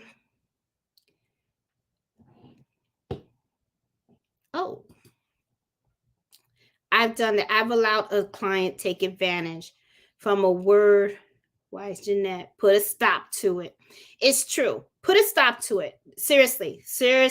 And if it's happened to you, don't worry about it. I mean, it's life experience, right? It's no big deal. We've all had some crappy stuff happen to us in our lifetime once in a while. It's happened to me, it's life experience. But the The issue is if you continue to allow it to happen, because you got to remember, if you are not, if you're allowing the customer to tell you the price for your business, I don't know how you're going to succeed. I really don't, because the customer has no idea what your expenses are. They truly don't. They don't know how much all these machines cost. They don't know the stabilizer and all that kind of stuff. So don't ever let people make you, take advantage of you. Just don't. Don't ever do that. Okay? Um let's see. Let's see. You should never, you would never know you had a disability. You're perfect. Thank you, Annette. No, I do have a disability. I have a learning disability. Takes me a long time to read things and process things. Like sometimes when I hear things, that's why I'm very good as a visual learner, not as, you know, um, like some people say auto books. Well, I have to listen to auto books twice because I hear differently. So, and I process information differently. And reading is not a very strong suit of mine. And, usually, and it's funny because I used to work a lot writing, laws and policies and stuff like that. And I would actually be one of those employees that I would take my work home and I would have to read a policy like 3 or 4 times and read it very slow and in a very quiet environment, because so I can digest what I was reading and stuff like that. So yeah, but it happens, but you make adjustments, right? When you make adjustments, because the way I look at it is, it just means that you have to do something different. That's all. I retain information in a different way than other people, and that's okay. So I'm good with it. There was a time when I wasn't, though. I was not good with it, did not want to hear the word, did not want to, it was bad. It's really bad. But I overcame that. So now I'm okay with it. It's fine. Um, love your story. Oh, thank you. Um, oh, yeah, look at Suma. Pricing is different for everyone. We should also never underprice ourselves. Absolutely. Totally, totally, totally agree. And yeah, and you know what? She brings up a very good point too. Okay. Just because the person down the street sells it for a certain price doesn't mean that that's the price you should be selling it for, because everybody is different. Okay. They probably paid less for their thread. They probably have more embroidery machines, so they can push more product per hour. There's different things that you have to consider, but the bottom line is price what you believe is the fair price to you and the customer. More to you, if anything. You should always come first. Okay, so always know that. Okay. um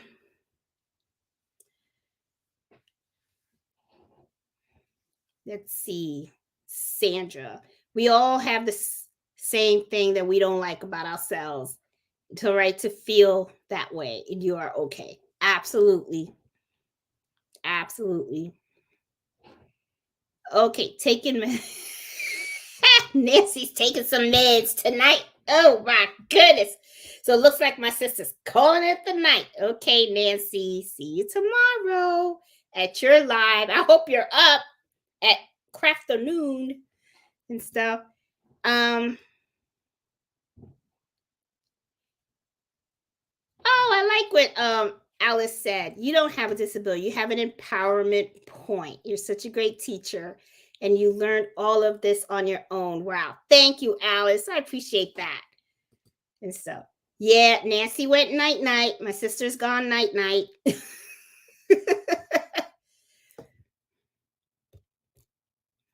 Yep.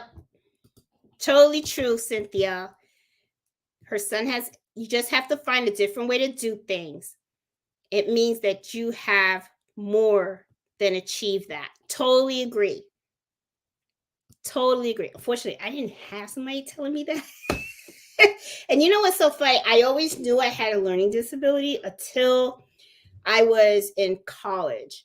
And that was when a college professor called it out and saw it, and just saw it, because he was like, she knows her stuff. But when I tested, he saw that I was like the last one that left the room, and there were questions on that test that he knew I knew it, but I didn't answer it right. So it was actually him that pushed me. And then he's the one that told me, hey, I want you to go see this lady.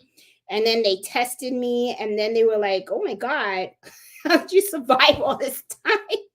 And I was like, I faked it. Because one of the things that I was doing was, I went to Brew College. And one of the things that I was doing, which is really kind of bad, is I would not register for my college classes, and I would actually go to the classes, and I would sit the whole semester and take the class, even though I wasn't registered. Okay. And I would always sit in the back of the auditorium, so the professor didn't know he had a stranger in his class. So I would do that for 2 semesters, and then I would register for the class, and then I would hire a tutor to then be able to pass the class. So it took me 7 years to get my bachelor's. Okay. So it took me a very long time, but I was determined to get it. And at the end, when the professor finally found that I had this, and the lady tested me, and they were like, oh my God, then I was able to, like, get like extra testing time. If I got like triple, so I was able to get like 3 hours to test. And they changed the format of my testing, instead of because I have dyslexia also, so it's, sometimes I get the B's and the D's mixed up. So I went and do multiple choice. They would give me essay questions, because I was really good at that. So I would be able to really explain the theories, and and everything, and they were able to help me through it and stuff like that. So then I ended up graduating with really good grades. But yeah, it was a challenge. So but I was determined. I was really, really determined and stuff. I guess one day I'll do a video on it. Tell you guys really my whole story of, college, and how I ended up being where I'm at. It's pretty interesting. It was actually a speech that I gave at the Reagan Center that I had mentioned. Was that they asked me to talk about, you know, how I got to where I was, and it was really pretty good thing. So maybe one day I'll do a video, just so you guys can get to know me just a little bit better, of who I am and what I'm about. And it'll probably give you an idea as why I do some of the things that I do. Like, I don't just like to teach embroidery. I do like to encourage people and stuff, for the simple fact that, I guess, back in the day, um, I knew what I wanted to do in my life, but I really, because I was different and retained information different, and people around me weren't aware of that, it became pretty difficult for me to find that kind of support system that I needed. But, after I was able to, get diagnosed and stuff, and a lot of things, and then when I moved to Washington, D.C., I was surrounded by a lot of people that were like, oh my God, like me. And then, but anyway, I'll save all that for another video, so you guys can see it. I don't want to bore you, because we're talking embroidery right now. Okay, so we're talking stitches. We're talking stitches. I'm gonna stick to the stitches, okay? Yes, and hope you guys can join Nancy, because Nancy has, and I don't know, why did you use your name? She used her name. Okay. Well, her channel's called Gifts HQ. Okay. And she does crocheting and knitting. And I gotta tell you, she's pretty good at that kind of stuff, which I am not surprised, because my mom is a crocheter. Okay. So she usually she signs in as Gifts HQ and stuff. So that's the name of her channel and stuff like that. So yeah, so she does it every Saturday at 12. Oh, hey, John Smith, how are you? Keep up the great videos. You inspire me to try new stuff. Oh, that's awesome. Videos are awesome. I wish to reach your level one day. You will. Your mom is so cute. Oh, thank you. Bless you and your family. Oh, thank you. And I do plan on going to Florida again.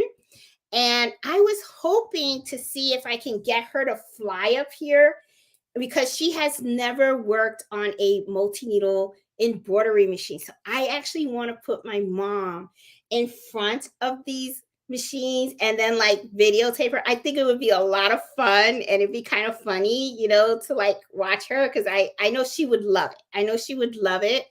To like make her own kitchen towel or something like that, and I can help her design it. So I would really love that. I'm going to see if I can try to make that happen and stuff. I know she's been feeling a little bit under the weather, but when she gets better, and I know she doesn't like the cold weather, so I know it'll have to be like in the summer when it's here.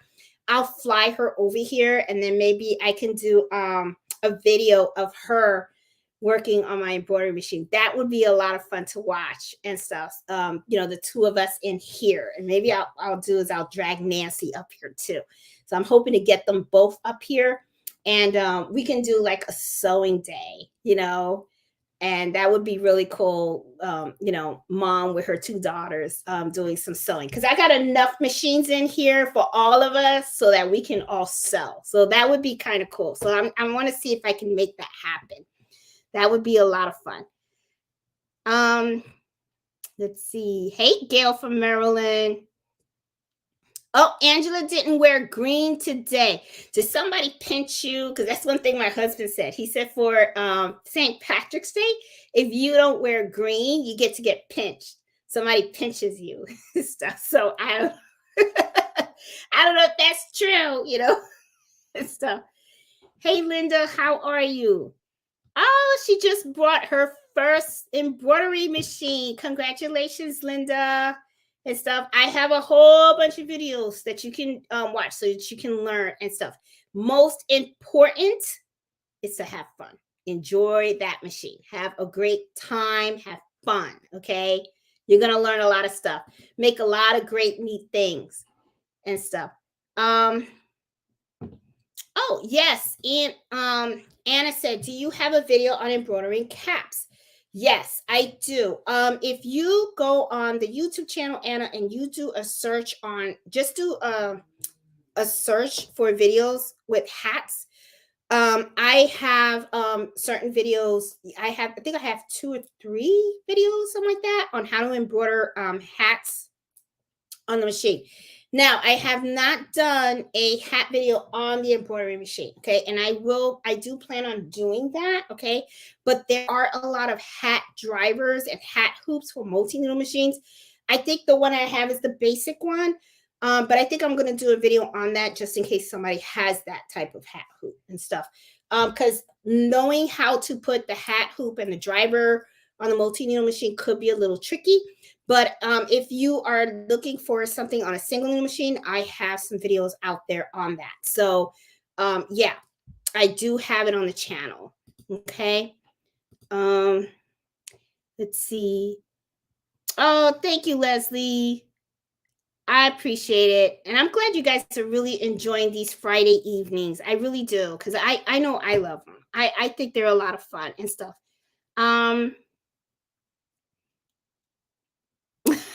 Miss Max says she still has the SC1900 and she has multi-needle machines. And I still got mine and I still use it too. I mean, I love it and stuff.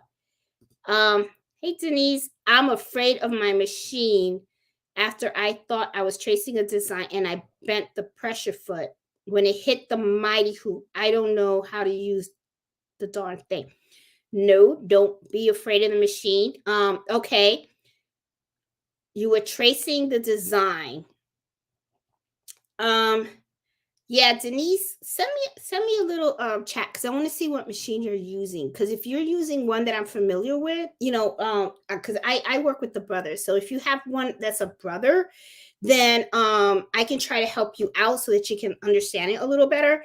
If not, let me know at least what type of machine you have, because our embroidery family is kind of big and we have folks on here that use all types of machines. Okay. We have some that use Melco, some that use Racoma.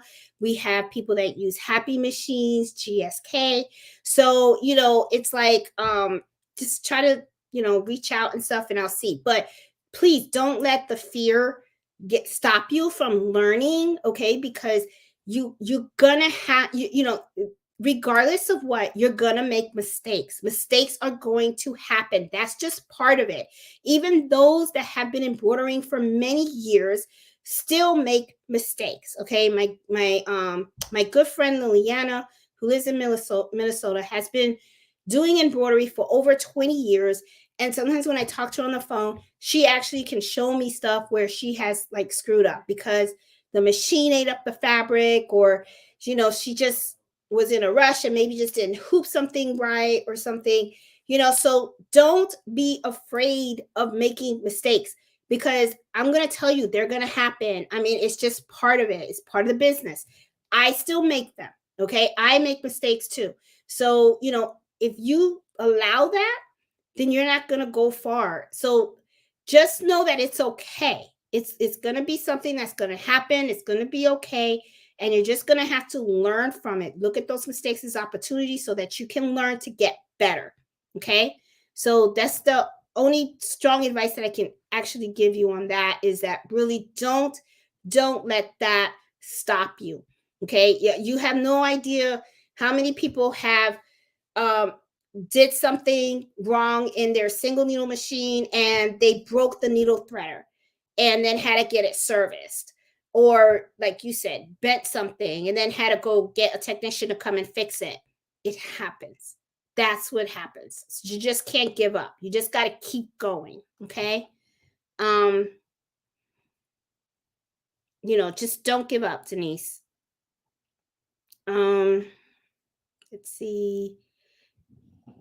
Oh, Crafty Gemini. The only thing I'm getting extra is cutting the jump stitches. I'll definitely get yeah. And that is true. Yeah, Crafty. Yeah, that's the thing too. If you're thinking about getting the SC 1900, you have to just weigh the options.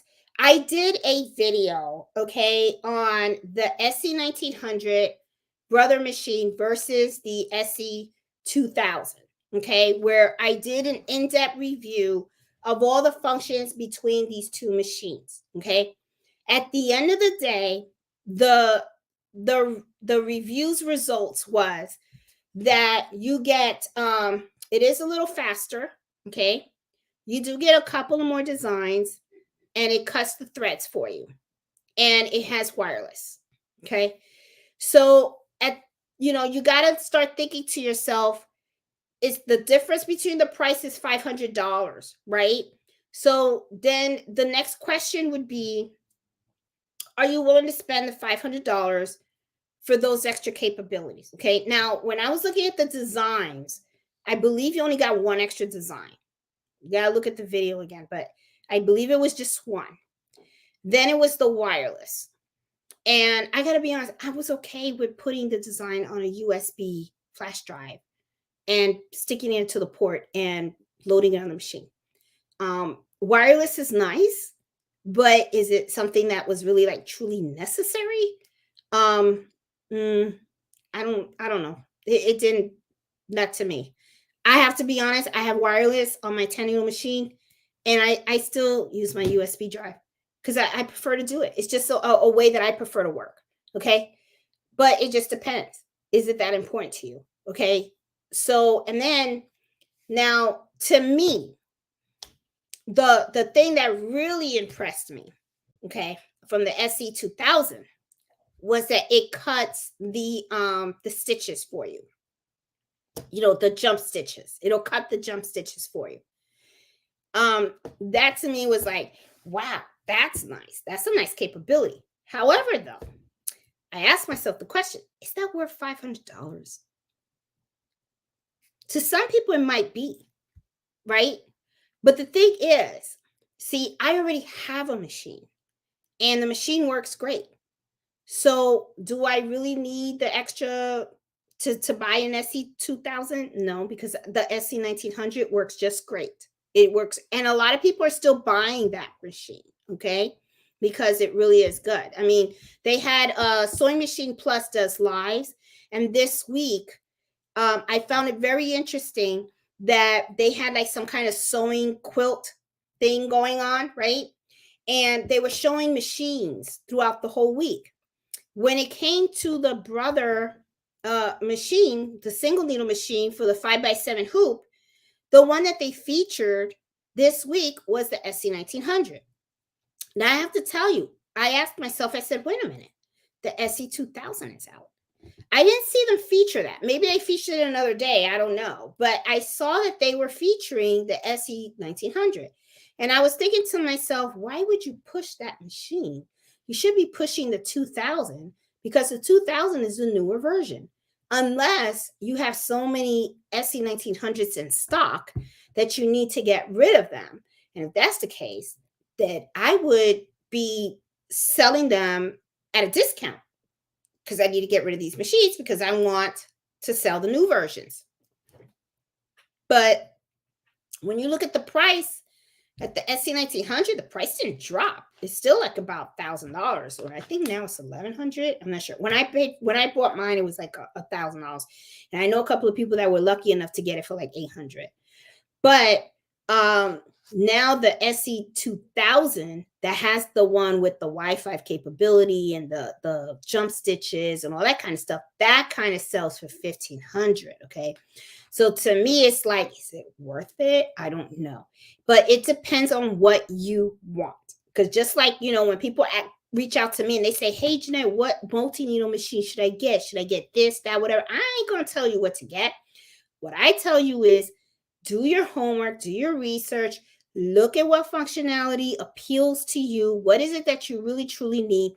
And also look at your budget too. Don't go broke. Okay. So, that's my advice. So yeah. So yeah, I still, I love my SC1900 and that's not going anywhere and stuff. Hey Lenise, how are you? Let's see. Anything else? Hey, Hondes de Lanas Coses. Oh, Maryland. Where do you get your machine for maintenance? Okay.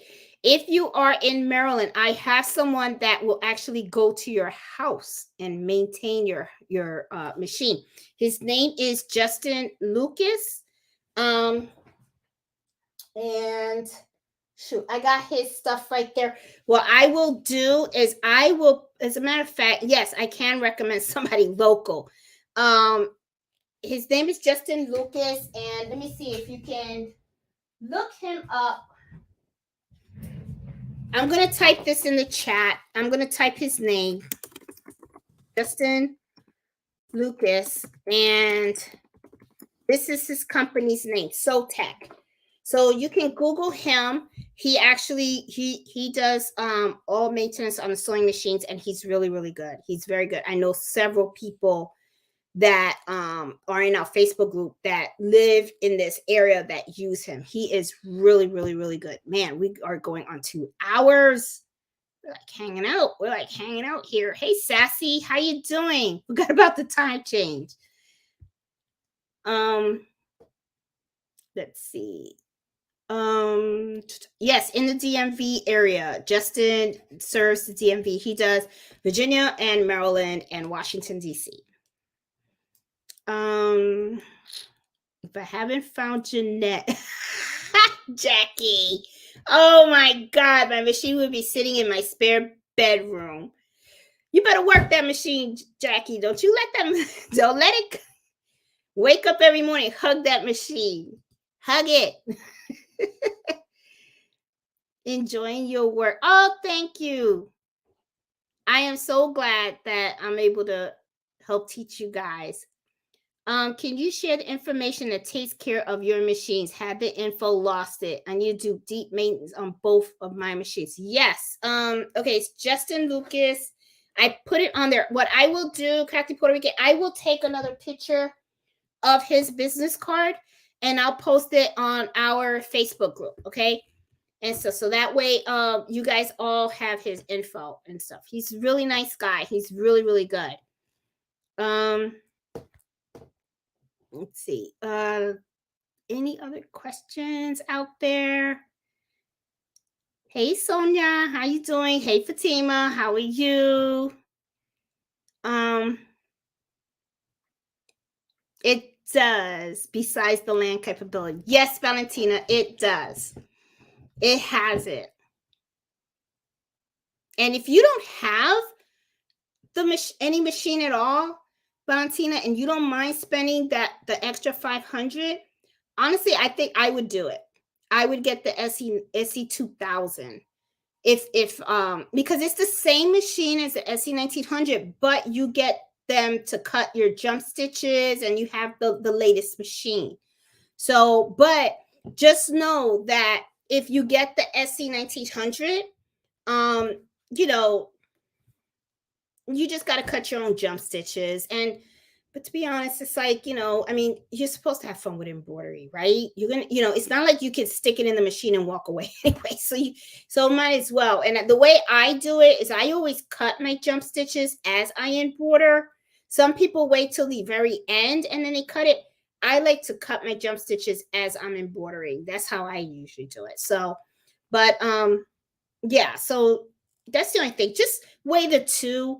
And at the end of the day, I mean, it's a decision for you. That's how I look at it. You're going to be happy with whatever machine shows up at your door. That's for sure. And stuff. Hey, Marlene. I'm glad I could give you a laugh. Yes, practicing is so important, Cheryl. And stuff. What's your sister's YouTube? Oh, it's Gifts and then HQ. And I'll put that in the chat. I'll put that in the chat right now for you guys. Nancy's channel. Gifts HQ. Oops, sorry. Gifts HQ. That's her channel. And so, and she's really good. I mean, she is really, really good. And so, let's see. Oh, thank you, Miriam. Appreciate that. It's only 4 purchase say it would work out. Watched another YouTuber. He has an embroidery calculator. It's only $4. I just purchased. Wanted to see if it would work out. Ah, okay, Veronica.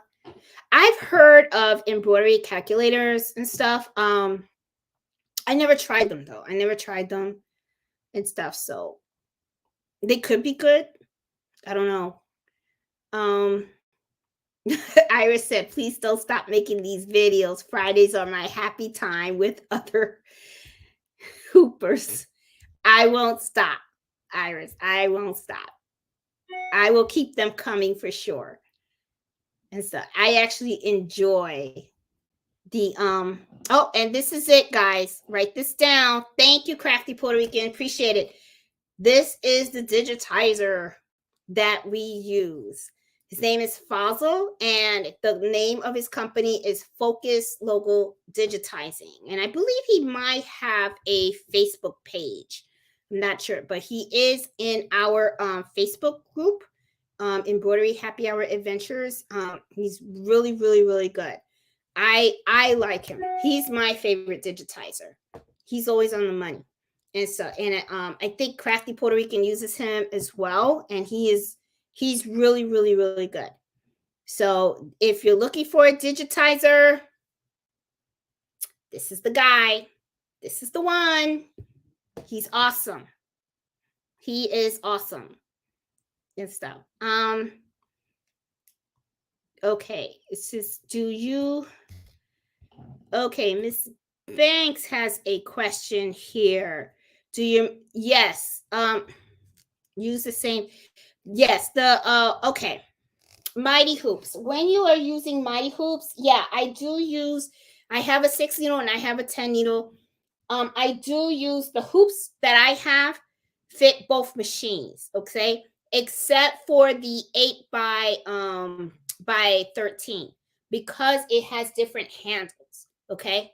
And so when you are ordering your mighty hoops, make sure that you let them know the machine that you are ordering for, so that way they can make sure that you have the right um handles on the side of the hoop to slide it into the machine.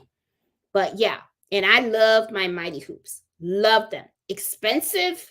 They're not cheap. I'm telling you, they're not cheap, but it's an investment and it's worth every penny. Every penny. I'm telling you. Cost a lot of money. That's the other thing too. You got to remember. That's why I say don't jip yourself in the prices, because remember, when you start making profits and stuff like that, you're going to be taking that money, you're going to be reinvesting it in your business. So when you start making money and stuff, all that money that you save, okay, from making your orders and everything, that's the money you're going to use to buy another mighty hoop. That's the money you're going to use to buy another machine or your hooping station and stuff like that, or more thread, more stabilizer and everything. You're always going to be taking a lot of your profits and you're going to be reinvesting it in your business. So that's why if you don't price your stuff right and you're not making any money, you're not going to be able to grow. You're not. And you're not going to feel good. So that's the other thing. That's what I mean. Let's see. Oh, thank you, Miss Max. I appreciate that. Oh, Jill, I love I love how your family is into crafting. I watch you and I started watching your sister, and you both are so different, enjoyable to watch. Oh, thank you, Jill. I appreciate that. We are different. Yes, me and Nancy are totally, totally different. I'm more of the loudmouth person. Okay. She's more reserved than I am, I think. And I will say I kind of cracked up though, because when I started the channel, I kind of pushed her to start her channel. And she started doing her first videos, and then she would not do her live. And I pushed her to do her first live when I got sick. I ended up with COVID, you know? So I was like, just do the live, just do the live. And I actually pushed her. And I felt so bad because she was nervous as hell. But now I think she's more comfortable. And, last week I was like, I think she had like 20 or 15 people watching her, 20 or 15. And I told her, you're going to grow. You're going to grow. And then I told her, don't pay attention to the numbers. Just do what you love. Do what you're doing because you love it, and just share it. Even if one person tunes in, so what? It's you and that one person. And I told her, I'll tune in. If nobody's there, just text me and I'll just tune in. You can talk to me. I don't care. So, but she's getting more comfortable. But we are, Jill, you are completely right. We are two different people. My mom's into the crocheting. My sister started getting into the knitting, but she's more of a machine knitter. Okay. And she really is into quilting too. But me, I'm all about embroidery. I love embroidery. Now, I do like to sew too, and I will keep sewing. Eventually, one day, I'm going to learn how to sew straight, even with a sewing guide. Okay. I don't know how the hell I do it, but with a sewing guide, you're supposed to like sew straight, and I still get crooked sometimes. So, I'm not as good as Nancy and my mom, but I still like it. I still like it. But this is really my expertise. My expertise is embroidering, and I love doing it, and I love looking at different ways to embroider, taking designs and tweaking them and making them different and trying different stuff, embroidering different products and stuff. I love that. I get a high off of it. Like this had me up with the moon. I was like, oh, this is nice. This is really nice. Now, I also did one I don't know if it was last embroidery happy hour. I think it was, where we talked about fonts. And I was like, we can create our own shadow fonts. Okay. So someone came out and told me, hey, you could do what is that? Where you remove removing hidden stitches. Well, I found out how to do that. So I will be sharing that because that is something that I'm going to do, because I bought another one of these, another towel like this, and I'm actually going to do my own shadow stitching, and I'm going to use the removing hidden stitches features in Embrilliance, and I'm going to videotape the whole thing to show you guys how to do it, because of course we want to do that because it saves money on thread, because y'all know I'm cheap. Okay, I don't like spending money if I don't have to. So I'm going to do that because I want to do shadow with script. So I'm gonna do the other one. So yeah, I got some more stuff coming, because I always like to experiment. I always like to experiment because that way you do, you learn more and you can offer more stuff, and you can be more creative. So embroidering is my cup of tea. It's always been. And so, hey Jane, how you doing? New York City. I'm a New Yorican, born and raised in New York. I've asked. Yep, see? And that's the other thing too. See, Deborah does it different. She says she tells the customers you got to pay for the digitizing of the logo up front. They don't have a problem with it. I do it kind of different. The way I do it, if I know for sure that it's a sale, right? I'll get it digitized, okay? And then I'll show them the sample, right? And then I'll say this is how much it's going to cost and all that kind of stuff. Sometimes I like to just take the logo and get it digitized anyway. And it's because for me, it's like a practice, right? It's me practicing how to embroider that type of design, right? So I kind of look at it as an opportunity. So even if they come out and say, no, I don't want it, I'm like, that's fine. You don't have to get it, because I needed to practice on something. So I use that as an opportunity. So, but usually if it's something that's really like wild off the cuff or whatever, I'll go to Fossil and I'll send him the picture, and then I'll say, hey, how much would it cost to digitize something like this? And do you know how many stitches? Can you give me like an estimate? What's the highest amount that you think will be in this design? What's the highest?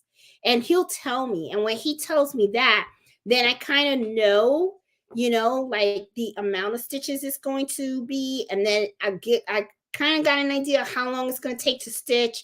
And then I already know the digitizing cost. And then right there, I can give them a better price, a more solid price before even Fossil digitizes the stuff. And if they say no, then I tell Fossil, don't worry about it. We're not going to digitize that. Customer doesn't want it. And he'll be like, no problem. But if they say yes, then I'll do the invoice and stuff. And then I send them the invoice. And then once they pay me, then I say, okay, Fossil, let's go ahead and let's digitize. And then I'll do the test stitching and all that kind of stuff. And then rock and roll and get it out the door. So that's usually how I do it and stuff. Hey, Sylvia, how are you? How you doing? Let's see. You definitely don't. I'm telling you, don't quit. Don't quit. Stand that ground. Ooh, Peggy has a double head racoma. I call them and they talk me through it to fix it. The crafty Puerto Rican has a racoma too. She loves it. She loves her machine. Let's see.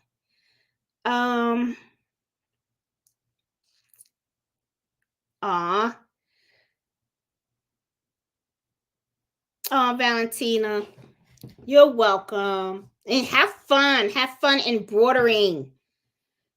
And son, I'm so sorry for your loss.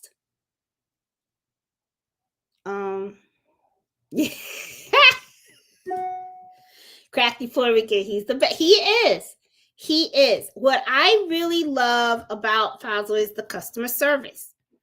And I'm sure the Crafty Puerto Rican can vouch for that, because I'm telling you, he's wonderful. He's wonderful. I've worked with him. Crafty Puerto Ricans worked with. My sister has worked with him. Miss Banks have used him too. Got to reach out to Miss Banks. I want to see how she's doing. Taisha Banks. I see now we have another Miss Banks in the chat. Iola Banks. Yeah, I mean, so many people that use him. The name of Nancy's channel, Gail, is Gifts HQ. And you know what? I think I put that on there. Did I? Let me see. Oh, that was Justin's thing. Where's my thing? Didn't I put it in here? I thought I did. Okay. Let me type it in. Maybe it didn't take. Okay. This is Nancy's YouTube channel. She does crafter noon Saturdays. Okay, Eastern Standard Time, 12 p.m. And her channel it's so funny because in the very beginning of the channel, she gives us a quiz. Okay, so what happens is she pops and it's questions on crafting, sewing, knitting, and all that kind of stuff. So it's really a lot of fun. So it's like everybody always tries to make it there exactly 12 o'clock because she comes up and I think she gives like 3 or 4 questions. So she gives you the questions, and then you see everybody in the chat guessing is it A, B, or C. And it is a lot of fun because some of these questions, they're kind of like, what? And then other ones, they're kind of easy. You're like, oh, I know that one.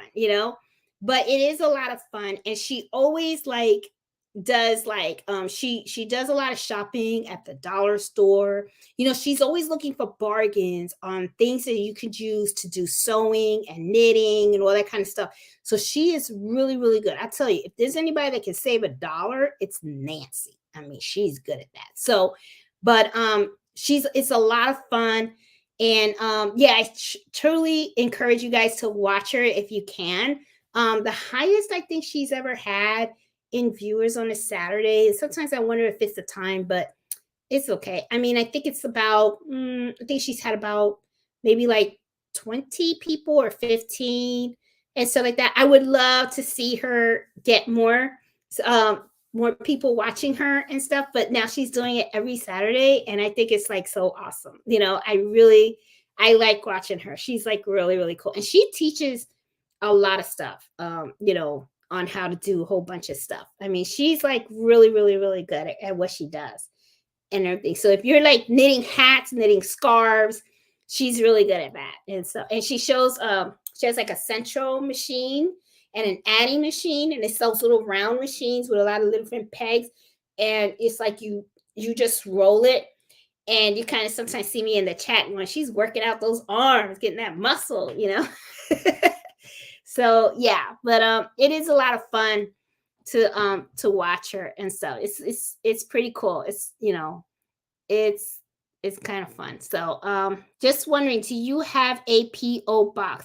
Yes, I do. I do, Jill. I have the PO box information on my video descriptions. So if you look on my videos and you read the description, you go away in the box, I do have a PO box and stuff. So, oh, that would be great. Because I gotta be honest, I had that PO box for about a year and I haven't gotten a thing. But I have had people send me stuff at home, and everything. But I would love to get a card. That would be cool. I would be like, oh my God, somebody sent me something.